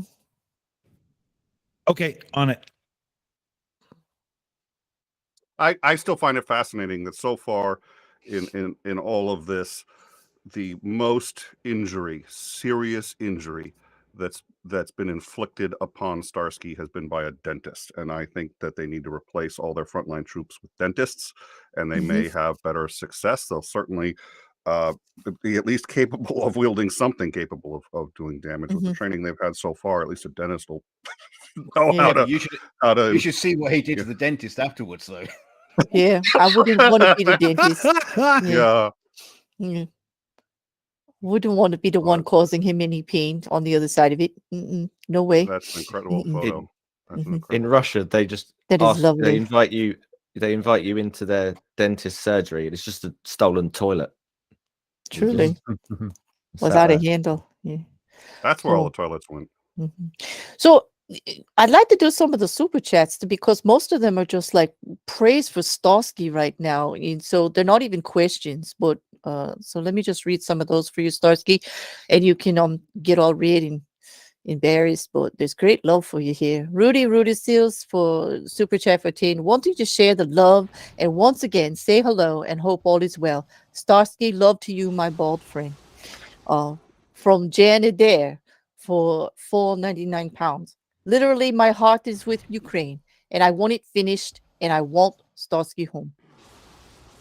From Eric Heiss, Starsky, put a little bit of powder on that beautiful shiny bald head. From Boston, Dania, Starsky, isn't Telegram Russian made? Can it be trusted? I guess he's asking about Telegram services in there. Yes, it was made by Russian oppositioneer. Actually, he was a prominent Russian IT guy, like Elon Musk, but not an asshole. Okay, and when all that shit hit the fan, he escaped. He GTFO'd from Russia. Russian FSB asked him a lot to give them access to the encryption services of Telegram, but he said that he was not going to do that.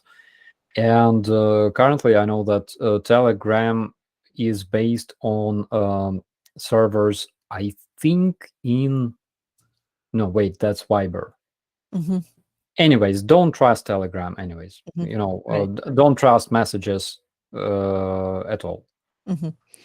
It's good advice. From Chris.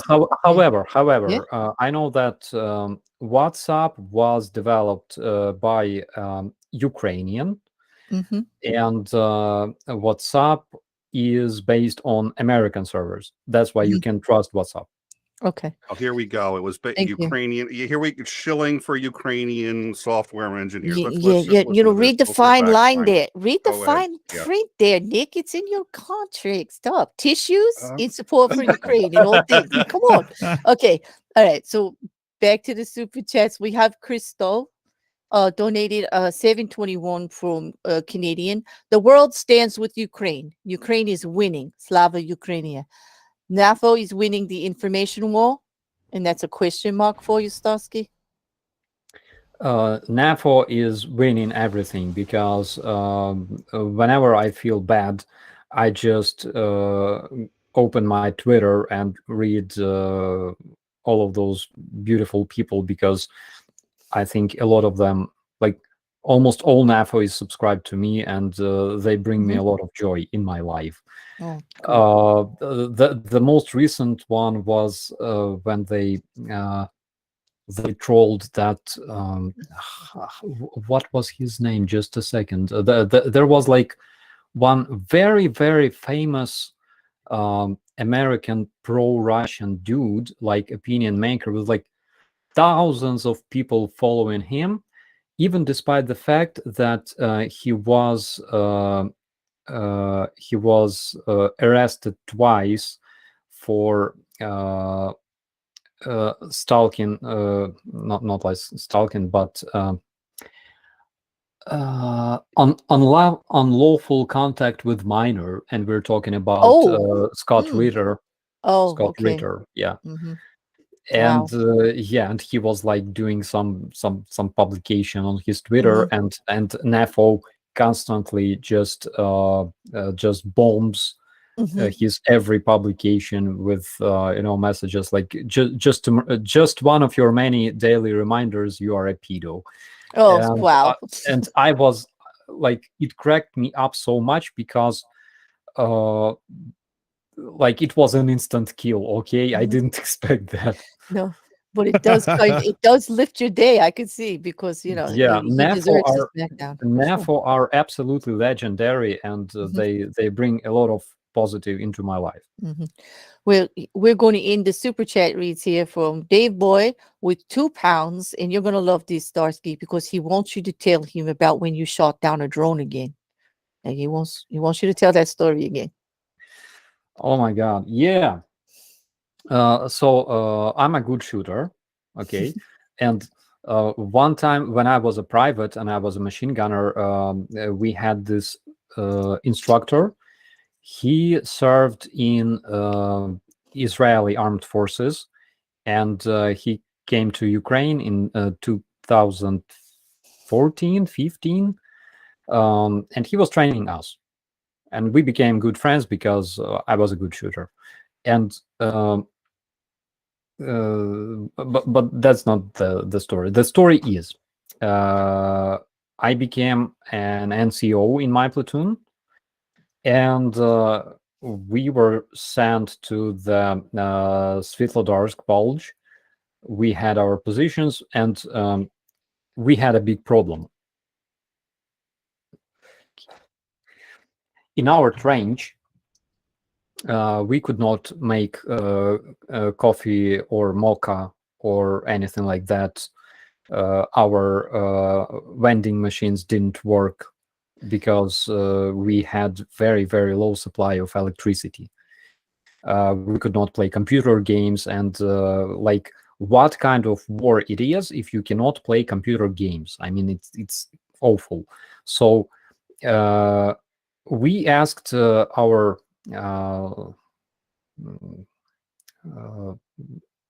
do you call him like logistics NCO, like logistics sergeant? Supply sergeant. Supply sergeant, yeah, exactly. This is how we call him as well. So we asked him to bring us electricity to our position so we could play World of Tanks. And he brought an electrician, and he brought like 2 kilometers of wire, and he connected us to in like a small village not far from us. But the problem was he connected like one of our positions, but not my position. And on my position, I had radio stations that died during the night because we had no electricity.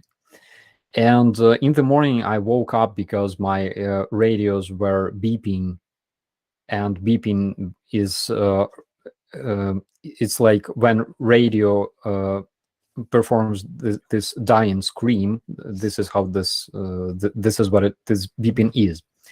And around 6 a.m. I went out. I found our supply sergeant and the electrician, and we went to that village and started connecting wires and things. And then I noticed a drone. And a couple of words about the sergeant. It's very important because he was my best friend for a very simple reason. He was like Zen Buddhist or something like that. You know, he believed in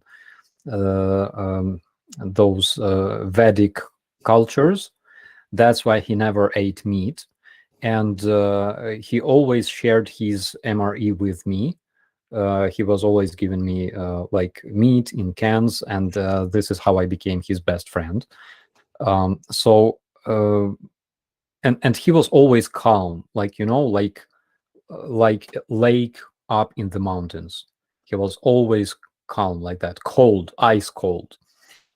And we were standing there. It was 6-7 a.m. in the morning after a hard night, and we were standing there smoking and looking at that drone flying. And I was partially sleeping, basically. And he was smoking, and he was like, "It looks like a drone." I'm like, "I bet it is." And he's like, "Can you shoot it down?" I like, not even a single question appeared in my head whether should I even shoot it down. Like, I didn't even, I had zero doubts that moment that probably I wasn't supposed to shoot it down. Maybe I was gonna, like, you know, maybe I had to learn more, you know. Nothing like that. I was like, I can shoot it down, like, of course, I'm a good shooter. And he was like, I don't think so. And I was like, watch. So I took my AK, 5 shots, and it was like, bzzz, you know, it fell down. And then he was like, what if there is like a flash card, you know, on board? And I was like, wow, let's go check it out. So we started running there like crazy, and imagining, you know, like we take this drone and pick the flash card, and there are some pictures or videos of those terrorists, and we get awarded and shit like that. You know, it's so at the crash site. Okay, we found a couple of very, very sad Ukrainian drone operators, and they were very sad. They told me something that I cannot pronounce because there might be kids among us. So and then my guys from my platoon, my soldiers, they were standing there smoking. And have you ever seen that cartoon called Oggy and Cockroaches? So there was a bunch of cockroaches, and they were like, hey, ha, ha, you know, like laughing like in this funny way.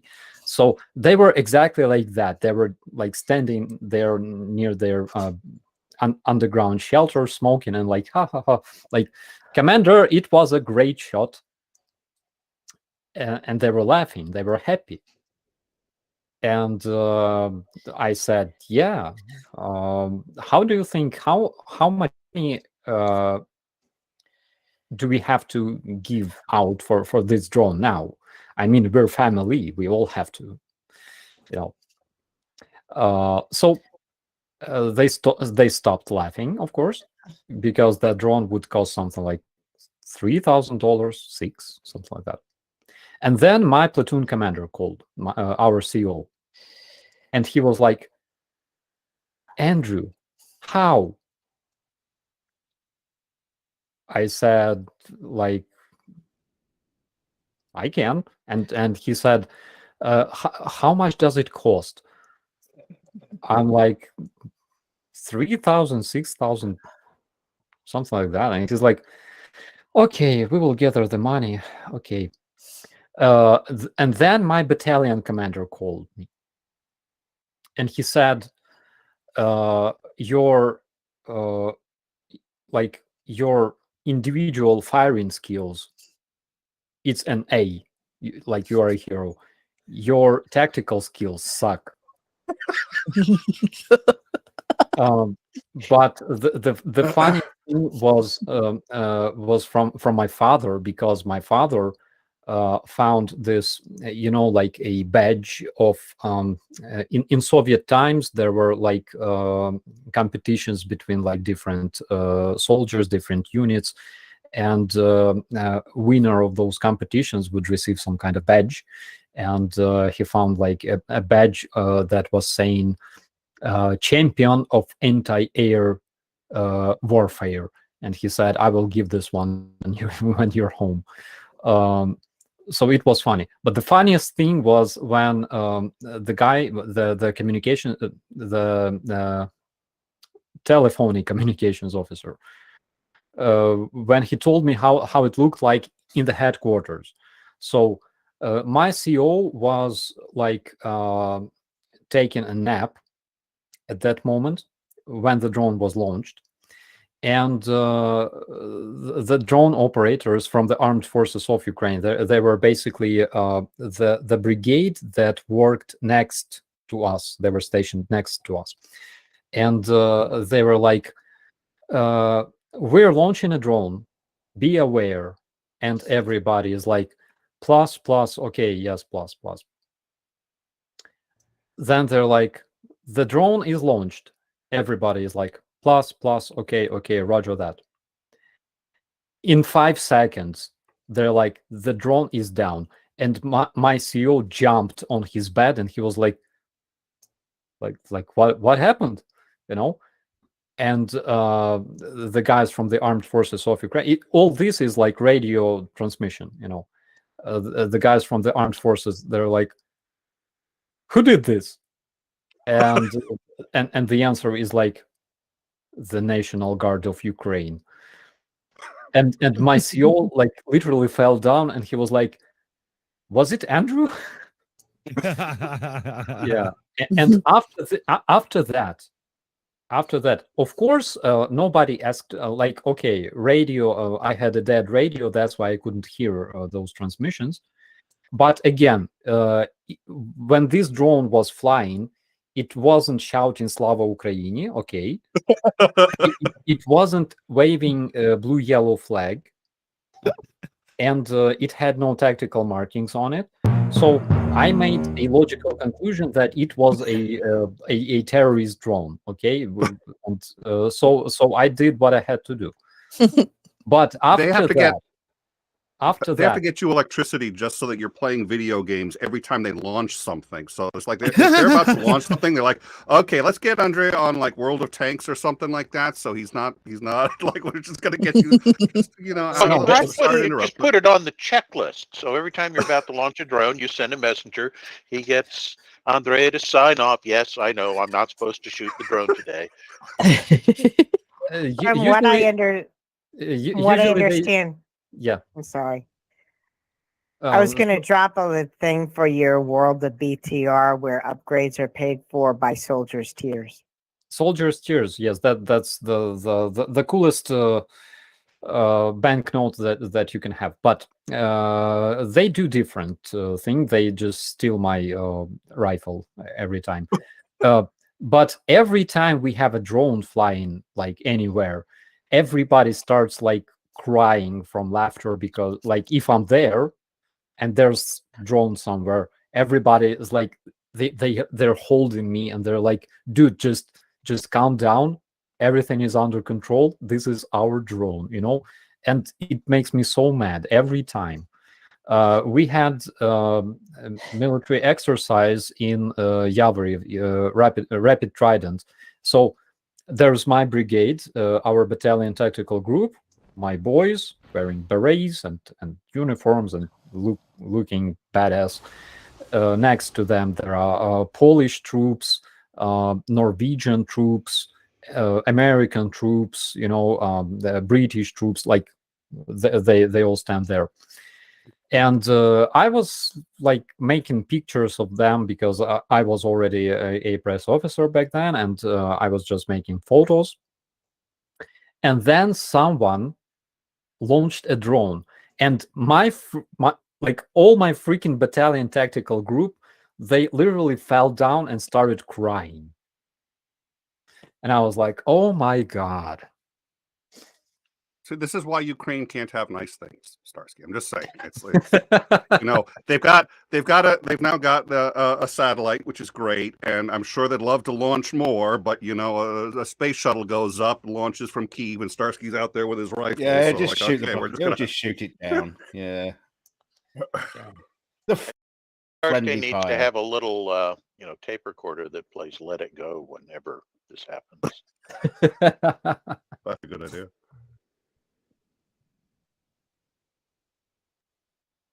So that's the story. I can tell you a story about a dragon. Okay, I think you don't know this one. There was the sergeant in my platoon. He had a call sign Dragon. And the problem was that this sergeant, he was really, really dumb. Basically so dumb that I think he was given the position of sergeant like by mistake. Not because he was bad, because he was like, his IQ was the same as IQ of a seashell. Okay, and seashell was smart comparing to him. So, but his advantage was that he was big and dumb at the same time. Because I knew that he might cause a lot of problems, I made him basically my bodyguard there at the Svetlodar's Bulge. So he was following me all the time. I attached him to myself, and he was following me everywhere, and you know, like we were together all the time. And he had this thing. He had. Let me try to mimic this. So he was like this. He was sitting there, catching signals from other planets. Okay, and he was like this, like, Commander, I have a question.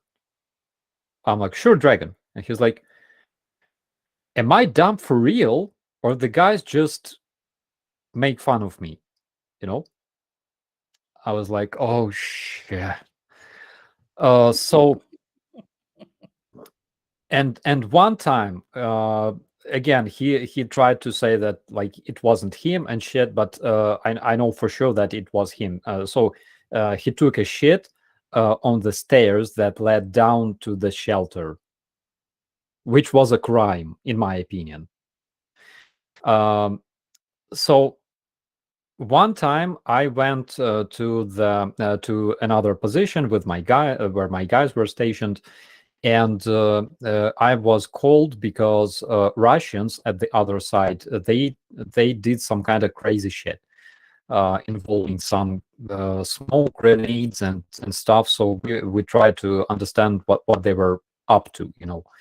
So I took Dragon with me, and we went to those positions, and the sergeant, the responsible person at those positions, was Bogdan, basically my other buddy.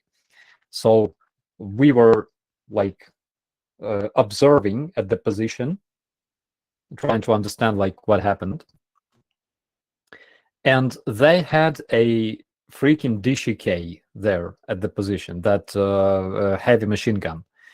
And while we were talking with Bogdan, Dragon decided to like touch the DKG. And one thing you gotta know about that period of time, so during the day you could not shoot because basically you didn't shoot because there was no reason.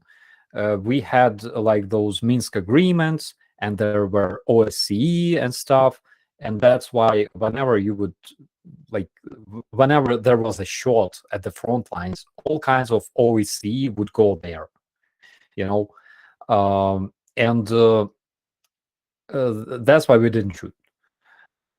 In the night, like as soon as the sun goes down and OSCE goes straight to hotel and have a drink, first thing we hear is like sounds of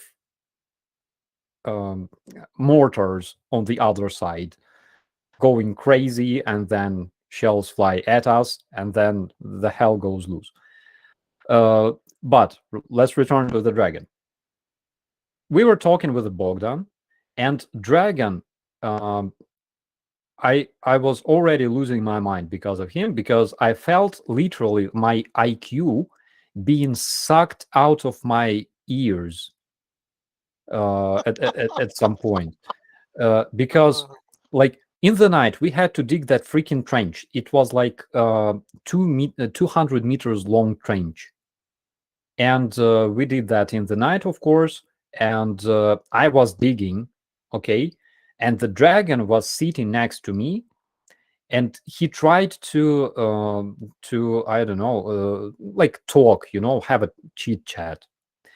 And it was the most horrific thing in my life, because he was like, I remember that my grandma once told me, and my grandma was a very wise woman, not like me. I'm a stupid dumb fuck. And my grandma, she was a really nice woman. And, you know, and he talked like that for like hours while I was digging. And I in the end, I felt just like completely exhausted and tired, and I didn't want to leave. I didn't want anything. So at those positions, we were talking with Bogdan, and Bogdan said, don't look at Dragon, okay? But I think he's trying to do something with the DKG. And Dragon was walking around the DKG as if he was a cat walking around a sour cream, you know? Mm-hmm. He was like looking at it and touching it and stuff like that. And DKG is a big freaking machine gun, okay? It's huge. So at some point, he freaking shot the DKG in the direction of those idiots, and everybody starts calling at the same time, like, who shot, you know. So I was very mad.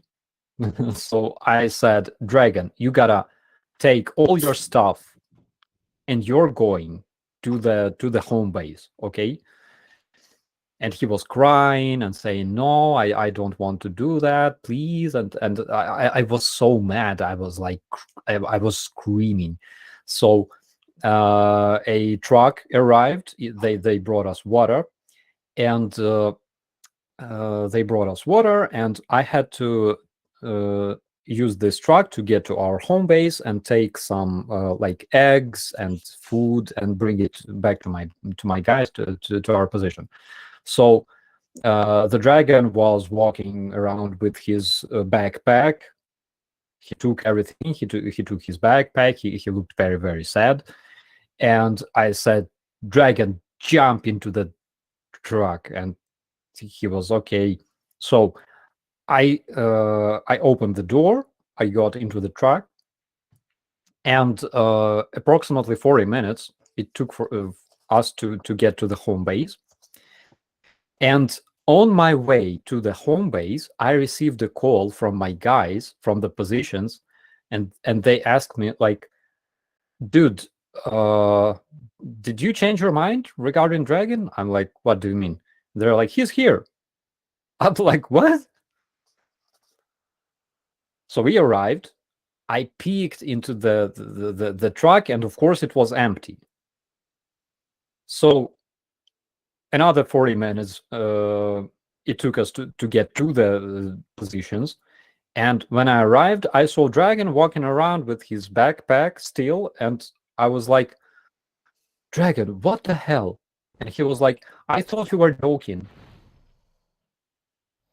So I don't know how he survived, because I remember that I had an axe in my arms, and I was running after him, and guys tried to calm me down. Wow. Yeah, but he survived. Yeah. After that, it's not gonna be a very long story. So after that, he returned home because he was sent to some kind of university or something. I don't care. But of course, he gave out his rifle, and his rifle was stored with other weapons that we had. And when we arrived, after like 2 months, we arrived back to Hostomel.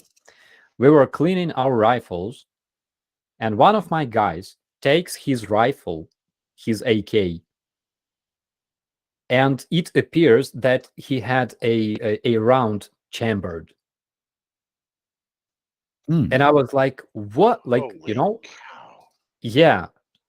He does this, and the round flies out.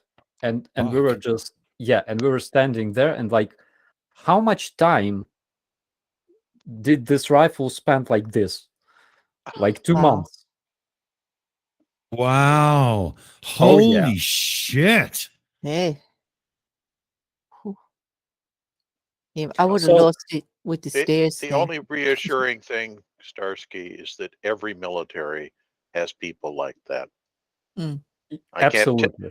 I cannot tell you how many people I served with where you shook your head and go, "How the hell did this guy survive childhood?" I mean, dumber than a rock. And that's we're not even talking the college educated rocks. Yeah. First of all, how the hell did you pass the psychologists? Okay. Yeah.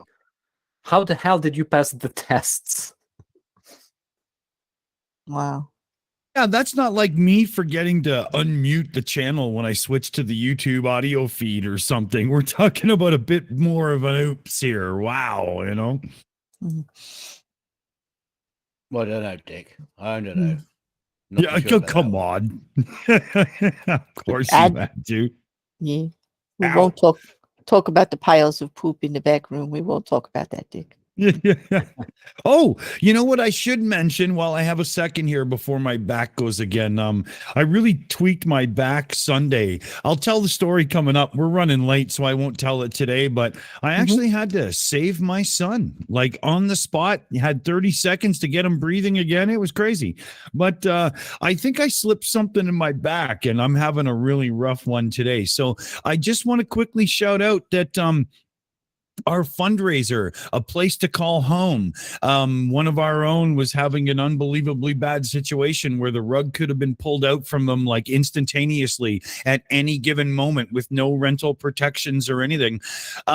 We were able to raise the $3,000 needed to secure the situation, at least for the time being. Quite easily, actually. And we were all in shock and awe of every one of you who helped and pitched in and whatnot. we are going to extend the fundraiser because there's a couple others in the team that are literally a month away from hell if things aren't fixed. But the way that worked out, oh dear God, thanks everybody. That was amazing. Oh wow. I think we have a super chat to do there, Claire. I'll let you do it because I need a moment now. Oh, okay. Let me just get there really quick. Yes, we do. From one of our own, from M2M, for £10. Starsky, I have found a book called Drone Recognition. Would you like me to buy it for you? Just joking, Starsky. These things happen. A justified mistake. And one that just came in from Jean-Marc Pagan Owl for Canadian 10. Thank you very much. I don't see a message. It might be just that my computer is lagging. But thank you very much for that. If there is one, just tag me in the chat and we will get to it. Well, thank you. The funniest thing was that we have like a patch with our last name, right? And guys from our anti-air battalion took this patch with my last name, and they had this wall of fame in their barracks with like different patches and emblems and stuff, and they honorably attached my last name to this wall of fame as a first person in the brigade who shot down a drone. Awesome. even though it was a Ukrainian drone. But later my commander, because he found out about it, later he made me like a curator or supervisor for our anti-air battalion, because we have like in my brigade we have like in the headquarters, officers of the headquarters, they basically they're like mamas for different units, you know. They we have this thing, so they made me a curator for the anti-air battalion. So I feel compelled to ask, is your fine performance against this hostile drone one of the reasons that they moved you into public affairs as opposed to left you on the line? Inquiring minds want to know. His communication skills looked a lot better after that. Take the gun away, give him a typewriter.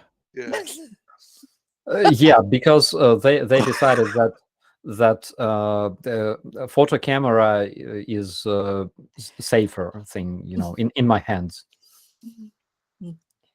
Yeah, I won't say that ever happened to me, and that's not why I got shifted out of engineering into operations. It has nothing to do with it. Oh.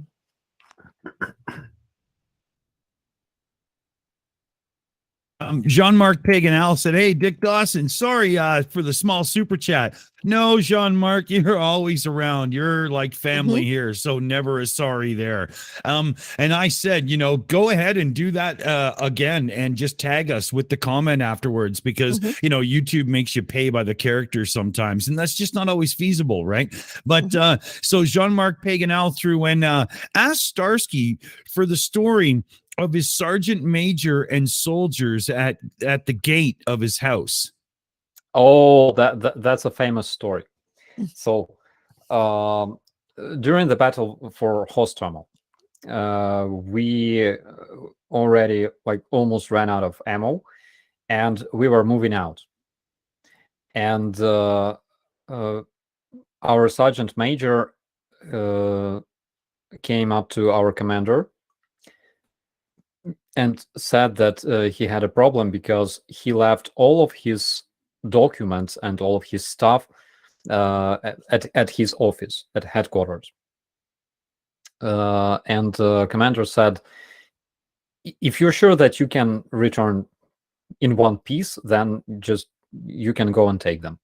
And that moment at the base, basically there were no Ukrainian souls, okay, left. And our sergeant major took a car and got dropped near his headquarters. So he rushed inside, grabbed his bag and with all of his documents and stuff. And then he went out and he saw a pickup truck that belonged to our brigade. And he thought, like, I gotta take it because, you know, we might need it in the future.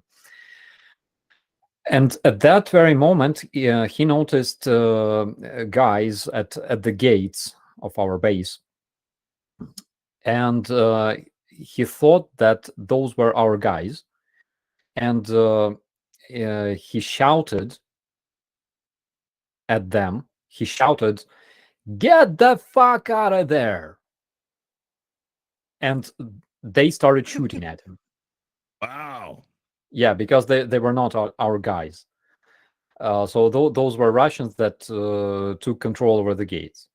He didn't know it. And anyways, you can see guys wearing green at the gates like every day. So obviously he thought that those were our conscripts, like guarding the gates, you know.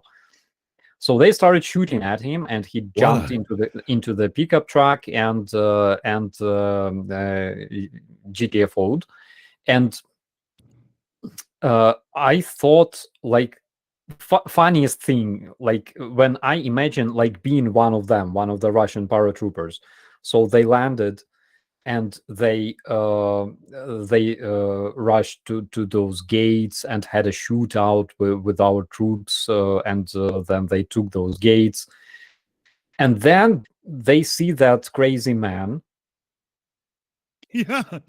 shouting at them, like, "Get the fuck out of there," you know. So they probably thought that it was a crazy Ukrainian who wants to insult them, you know. So they started shooting. Yeah, but it's a legendary story. Yeah. As a North American, you know, in my early 50s here, movie buff and whatnot, all I can say is Red Dawn. Come on, right? Red Dawn. Wow. Just such a Hollywood sounding moment. It's insanity. You know, it really is.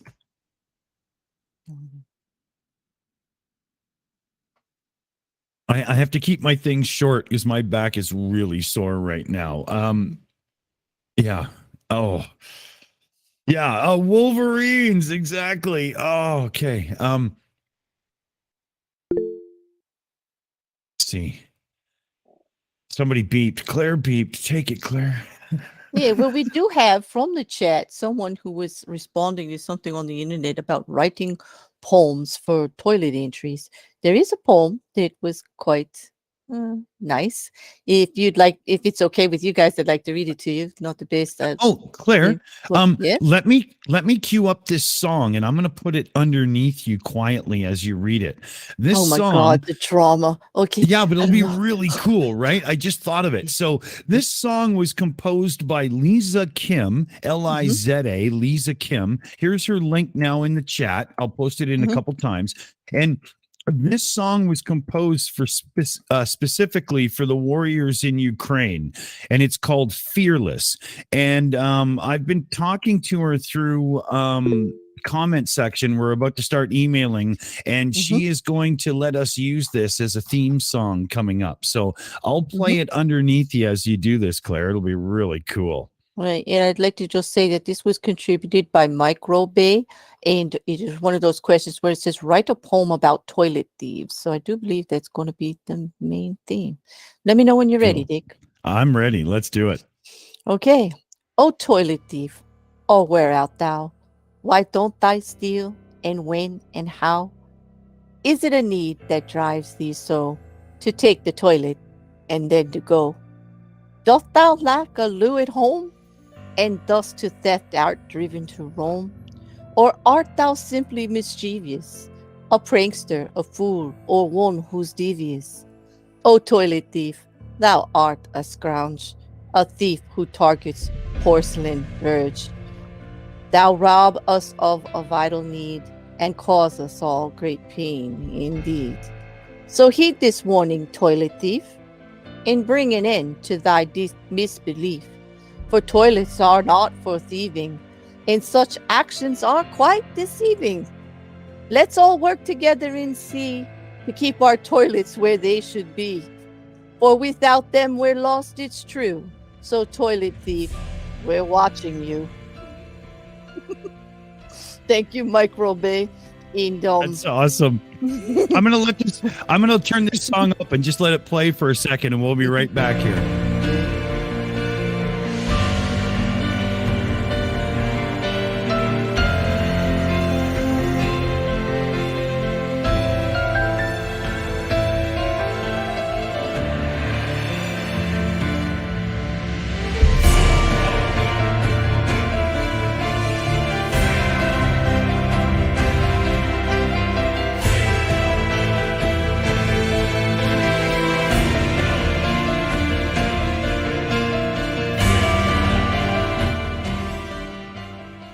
So, yeah, as you can hear, Miss Lisa Kim obviously knows what she's doing. Wow, what a talent. And I'm talking to her right now, and coming up very soon, we're going to be hearing some of her music on our intros and stuff. We're working on it right now behind the scenes. Can't wait. She's amazing. Yeah. Let's before we get into wrap up mode and stuff, why don't we get a last few couple of viewer interactions in, and then we can get into wrap up mode. Absolutely. One of the things that we've always touched upon, especially in the recent months, is always directing people in the right direction if they are so inclined to help out with the effort in the war. The question, I think the way that this has been worded on Discord, I think it's been submitted by Morning. Their name is Morning. Starsky, is Bakhmut short of radios? Where is the best place to donate for vital military supplies? If Bakhmut is short of radios, I don't think so. It may be short of communications like phones and internet. That is the case. But as for radios, I don't think so. We have quite a few of those. But if you want to donate, you can choose between Vatra. Vatra is a charity that supports my brigade, or you can donate to Come Back Alive, United 24, Doctors Without Borders. They're doing a great job. Yeah, and I'll say right now, all of our efforts towards Ukraine monetarily, and we do quite a bit with the money given to us towards this, is now going towards boom materials. We're all about the drones right now, and so let's make things go boom. And I'll drop the link to Vatra in the live chat in just a minute. Excellent, good call. Sweet. And on just off the top of your head, Dick, how much money do you think has gone to Ukraine just from Shills streams? Oh wow. It's at least a $5. Oh, it's better than that. I wouldn't hesitate to say that we've put about $9,500 to $10,000 into the pot so far as a group. Wow, is that Canadian? Yeah, Canadian dollars. Yeah. Oh, so it's at least a tenner. Fucking Brits. Since Brexit, you better slow that fucking roll, baby. You know, right, I'm really starting to like Dave a lot more. Dave has just gone up significantly in my estimation. Nick, we have a lot to talk about, my friend. Well, first better check where we started from. I've got doubts here. We have more coming in as well, don't we, Claire? We've got another super just come in. Yes, we did. Thank you for that. Since I'm not modded, I assume I can't drop links, so I just put the link in the. Oh, here, I can fix that. Okay. Hey. Oh, this one. Hey, we've got 2 or 3 slack-jawed yokels modded in our group. Why not Nick? Right? Yeah, why not add another? Right? Okay, thank you. love you guys. I think. Okay. I'm always so glad when I show up here. You make me feel so welcome. Oh. Oh boy. So the Supra, okay, for Norwegian. Oh wait, where am I? From Super J3 in 5 for 100 Norwegian krones. Starsky, will you trade me your Rostov mouse for 3 Norwegian lemmings? They are fantastic navigators, hardworking, and they run on aquavit, the best of the legendary Nordic aviation rodent industry. I guess sound like a trade, Stars? What do you think? I would trade my Rostov mouse if it was a different mouse, like European or something. But specifically because it's Rostov mouse, I will keep it because I like to see Russians suffer. That's why I will keep Rostov mouse. Are you admitting to torturing the mouse? No, I just make it fun in the, you know. It I has know, to I rotate know. Yeah. You're making it do tricks, making it run the wheel. Yeah, cool. Yeah. Okay. Back to you, Dave. You ready? Never ready. Haven't been ready for a year. I've heard that. Gotta be ready now. Yeah, yeah. You know what? I was going to ask this at the end, but I'll ask it now. Starsky, what do you think, your personal opinion, has been not just the greatest achievement that you have had over the course of the war, but you personally, what have you achieved in the past year? Oh, I like this question. So, I spent this year as a divorced person, and in this regard, it was the best year of my life. Amen. Amen. Women, eh? Oh, good. That brings me to another question that we did have in there from journalists that you speak to. What was one of the worst questions you ever got over the year? I think we already talked about it. Oh, did it? The worst one? Okay. Yeah. Yeah. And so Dave got the best one. It did. I know. Yeah. Now, now Nick has to put me. Nick is going to Uh, put me in the Dave category now, and I'm very sad. I'm very sad. Hey, It takes a lot of work to get into that category. If we've proved one thing over the years, it's been we always monopolize the idiot segment. So it just doesn't matter who takes it and runs, it's going to happen. Yeah, I got my hand up. Idiot of the day. Okay. There you go. one of the questions that actually make me cry right There you now go. Mhm. is, can you please tell us what happened in Hostomel on 24th? Because it's like is the question that I was answering since 24th for a year. Yeah. Yeah. For a year. Yeah, but when friends ask me to tell them, I love to tell them. Yeah. Wow, that has to be emotional. Starsky, you probably remember this as well from your music days and whatnot, but when you're somebody who interacts with the press and the media and so on, it is absolutely paramount that you learn how to answer the same question in cool, invigorating ways to keep your spirits up every time you say it, unless you leap across the table and punch the guy, right? Yeah, but to me it's like a Groundhog Day because nothing really changed. Nothing really changed since that day. Like nothing, like it happened a year ago, and we know what happened. There's no new information. Reality didn't change. That's right. And every single time they this is the reason. It's a bit of a lazy journalism thing now, because they could just go through the bullet points and go now looking here and forward and stuff, but it's always just slack, isn't it? Yeah, that's the reason why I made that stream on my channel explaining the story of this battle for Hostomel.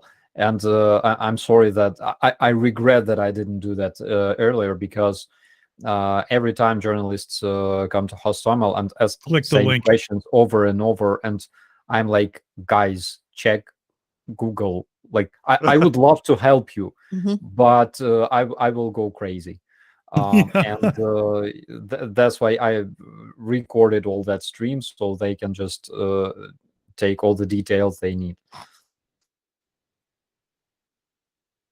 Yeah, well said, man. Why? I think we're getting short on time here. We don't want to keep Starsky up too late, but he's got a little bit of energy, so we could do a couple of more viewer interactions and whatnot. And we've got a direct donation in that Claire's going to take because, again, I've got like 4 sentences and then I need to rest my back. Okay. Let's get there. From Who Are You? Donated 10 Canadian. Keep up the good work, people. We need you at the end to ridicule the effing orcs. Rub salt in their wounds for a long time until we get bored. Thank you. Thank you very much. Salted orcs. Yeah, well, it was a little more explicit. I was kind. Yeah, and I would also like to shout out Mr. Sitting and Thinking. He's in the chat here, and due to his help, I received a Starlink, basically. So he and other viewers contributed to the Starlink, but I would like to say thank you, because I always have internet now, even though sometimes it makes me cry. But I still have like internet when other people don't. That was very good. Thank you, Mr. Sitting and Thinking. Exactly. Awesome. And that's a big deal because like we said in the beginning, I mean, you know, Starsky, you're one of the bigger voices of the social media press section. There are many, many people out there that know they can trust your words. The other day, I failed my interview at I think LBC. It's a British television. So I failed my interview twice because the Starlink was all over the place, and my upload speed fell down to something like 1 megabit per second, or like half megabit per second, and that's big too. Yeah, I was on live, and then I got interrupted multiple times, and they decided like, get out of here, you know. I'm sure they'll have you back when the internet's better. Obviously, if they know what's better, if they know what's good for them, they should. I mean, come on. Yeah. And I want to point something out. And yeah. I'm about to lecture everybody on the history of war, which takes some balls with Macmillan in the room. Having said that, since most of what I'm about to say I lifted from Macmillan himself, you know, barring a copyright strike. Thank you. You know, for the history of most war since until sort of recent times, and it was von Clausewitz, war is an extension of politics by other means, but the politics hasn't been as important as it is now, especially with the onset of social media, and managing the perception of what's going on has never been more important. If there are elements in the U.S. and there are elements in Russia that are attempting to influence the U.S. and other countries to stop supporting Ukraine. If there is no active pushback against that, it will succeed. It's just a question of time. So all of a sudden, actively going out and showing what's going on, even if you have to do the same thing 300 times, becomes an extraordinarily important part of the war in a way that it never has before. And it's because of social media. So you end up with, and Ukraine has recognized this from the beginning when they were fighting. You know, the Russians would show like, you know, the Ukrainians just bombed a school in Russia, and 30 seconds later, the Ukrainians are out there saying, here's the school that was bombed. Here's the street it's on. Here we are. Here's Google Maps. We are in Ukraine. Here's where it came from, over there in Russia. And, you know, they just manage the whole thing. And it strikes me, and I'd like to get Macmillan's take on this, but it strikes me as basically nowadays as important as any other position in the military. Absolutely. Very definitely. The one thing I would add to that, though, that I find very interesting is that so much of that information warfare side of what's going on in this conflict on the Ukrainian side is not a state-sponsored, orchestrated operation.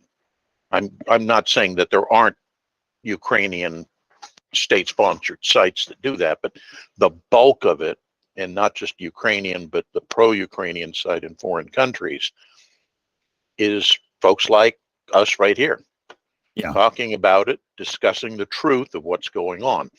Conversely, if you look on the opposition side, it's mostly state-sponsored. There's very, very little what I would call legitimate, free, open press where they're trying to do the opposite. And I think that's one of the key takeaways from this, is that there is a distinct difference between a state-sponsored information warfare element and one that is a naturally occurring from a free people's trying to stand up to the lies being propagated by the enemy.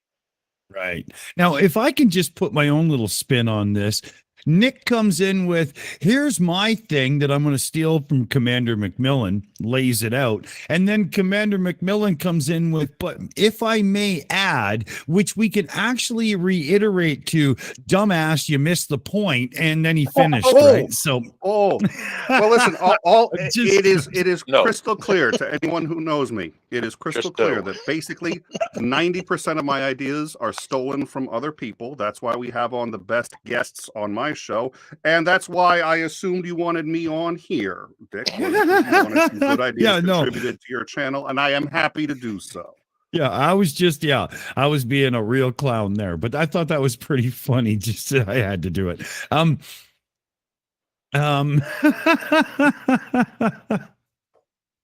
It was really, come on, you guys set it up so brilliantly. The joke was just there for the take. I'll point out something that actually reinforces what was just said, which is that this is a joking, free exchange of ideas. It's fun. We poke fun at each other. And I may miss some point, even if I have the information, that I don't put out for other people to consume. Yeah.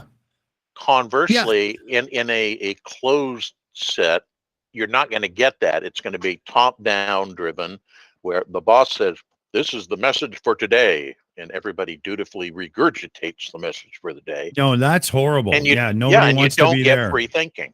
That's right. No, we do it the exact opposite.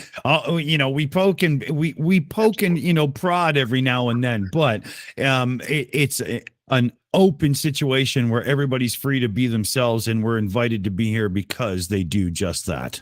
We're only fucking around. Well, and you see on those too, if somebody starts to say something unpopular, everybody else that's on like the stage, if it's television or whatever, starts to get really nervous, and they're like, we're all going to get arrested just for listening to this guy. And it's here, if somebody says something unpopular, well, then everyone says, Dave, just shut up and let us finish the show. I've never met Vladimir. That's odd. We have like 10 years of you sitting in the desk right next to him broadcasting the news. No, he's a complete stranger to me. I've never met him.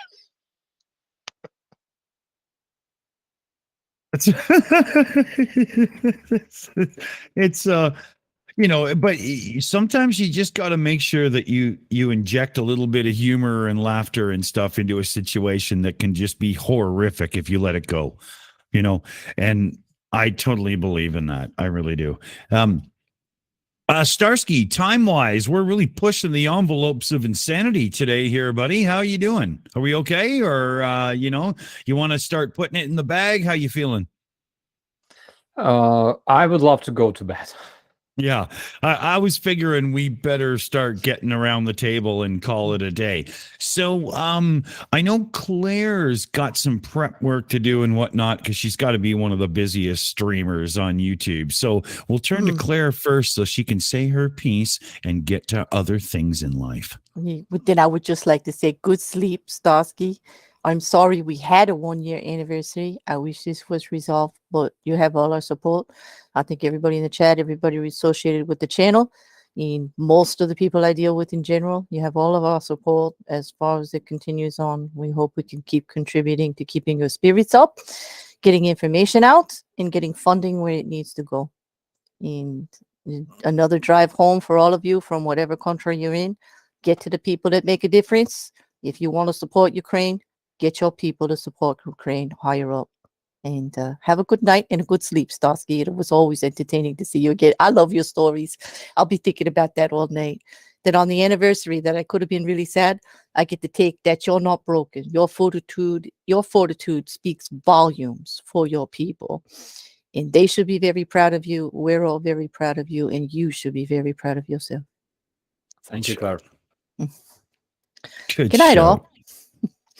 Excellent shout, Claire. That was amazing. Let's see if 401, Commander 401, the absolute king of Blender and all 3D, happens to be there right now for wrap-ups. Yep, I'm right here. Well, everyone, just remember, there's a sale on orc meat. It comes salted, pickled, covered in dirt and worms, and just actually don't even touch it. And a shout out to the brave men and women of the Ukrainian Armed Forces. Here's something for you. I hope you can see it. It's a coin, and I'm working on the other side of it. And let's just hope that the war for dignity ends soon with Ukrainian victory. Good shout. Thank you, Good buddy. shout. Thank you. Good show. Imagine if we could get those pressed, man, like, you know, as a collector's item. Wouldn't that be cool? That'd be awesome. David Worley, who always has something to say that's more poignant than I ever do. Bastard. What do you think, buddy? Yeah. Oh, I wouldn't say so much about that. I would have to say that over the past year, we've, I think me, Dick, and Starsky have probably missed maybe like 3 streams between us for the whole year, something similar, something like that. But I'm always taken aback by Starsky's stamina and endurance. He seems to be more often than not, particularly in the early streams. We were going up till 2 in the morning, maybe past that for Starsky, and he was just like, "Yeah, let's just keep going," and I'm just there, just like dead. Yeah. Like, yeah, I'm great. So, no, I couldn't really do it, but no, fair play. I'd like to thank everyone in the live chats, particularly those that are taking part in our polls, throwing out some great questions as always every week. We cannot get to all of them, but particularly the supers, of course, because they really do help in a very practical and real way. Awesome shouts, Dave. Good stuff. How about DKG Custom? You still there, buddy? What do you got to say for us all there? Enlighten us with your amazement. Well, like the Americans during World War II, I was a little bit late to the party tonight, but I was here to finish it. So, yeah, good night, everybody. And just Starsky, there's so many people who love you online, and they just love to see your face and hear your story. So it's so good to see you still, cranking through this, troubled times and all that. Slava Ukraini as ever, and I've just got one more thing to say. Kiss me goodnight, Sergeant Major. I knew that was Tuck coming. me in my little wooden bed. Yeah, good night, everybody. Take care, and yeah, you just do what you do, Starsky. That voodoo that you do so well. Thank you so much. Awesome. And let's check in with Commander Lance McMillan, who actually has very much earned the commander title. Oh, thank you. I'm basically Winchester here. We'll see if Starsky knows that term. He doesn't look like he does. Aviation term about I'm out of ammo. So I don't have anything to add to the discussion at this point. Thank you so much for having me, and have a good night, all. Awesome. I thought you were making Sorry, I thought you were making like a Shaun of the Dead reference where they go to the Winchester as a pub. They were just waiting for all of it to blow over. No, it's a legitimate term that's used in aviation. I'm Winchester means I'm out of ammunition. Oh. There's also another reference in that film where they just keep shouting, "Cock it." I'm still learning. But and we'll check in with Nick, who always has way more, educated and informed opinions than me, and kind of drives me nuts at times. But that's why we have him here. If it wasn't for the opportunity to drive you nuts, I probably would not be coming on. I actually. So, my name is Nick Suter. I'm the host of In Time. We are blessed to have Commander McMillan and Operator Starsky on once a week, at least once a week, sometimes more. And with Operator Starsky, we usually have him on Fridays. I don't remember how we started organizing that. I don't think Nick here had anything to do with it. I'm pretty sure we just did that all on our own. But at any rate, yeah, and I love to go on other streams. I go on a lot of channels, and I have to say, this channel is the most fun of all of them that I go on to. I do say that on every channel I go to, but in this case, I really am saying it. So it's a lot of fun, and I always appreciate being on. It's been a year, and it's always tough to talk with Operator Starsky. He's a really good guy, and he's a lot of fun to talk with, and you learn a lot, but it's tough when you remember what he's going through, but that's kind of what makes it important. So I think everybody's always glad that he's willing to come on, and I feel very blessed. We've been doing our show for about 3 years, and I think the content that involves Ukraine is the stuff I'm most proud of, and I'm always very glad that you guys are willing to put up with my shenanigans and have me on. So thank you all for having me on, and I think it's as far as nobody would want to do it, but as a response and trying to get the community involved, I think you guys have done a spectacular job, and I'm very pleased that you permitted me to be a part of it. So thank you. Nick, I see you as one of the few people that can actually teach me something about this shit. So I feel lucky to have you around, buddy. It's awesome. And myself, I always try to stress, you've got to make sure that you're putting all the push you can on your local politicians and stuff to send it up the chain to make sure that your government is doing what they can to support Ukraine. This is some serious, important stuff. I mean, sure, we can all throw $5-10 into the hat here and there and stuff and whatnot. But if we pressure our governments, we can get some serious support in the chain there. Jane Adair just threw £5 into the super chat fund there. Thanks, Jane. This is really cool. My previous message wasn't for Starsky. Sorry. I'm not sure which message that was now. Claire, are you there? Do you know which one she's talking about, or? Did Claire already go? Claire had to go. Yeah. Oh, shit. I'm going to have to try to figure that out. I'll throw it into the chat as soon as I can figure it. But on that note, we are going to turn it over to Operator Starsky himself for the last words of the night. Yeah, thank you so much to our viewers in the chat. Thank you, guys. Always happy to see you.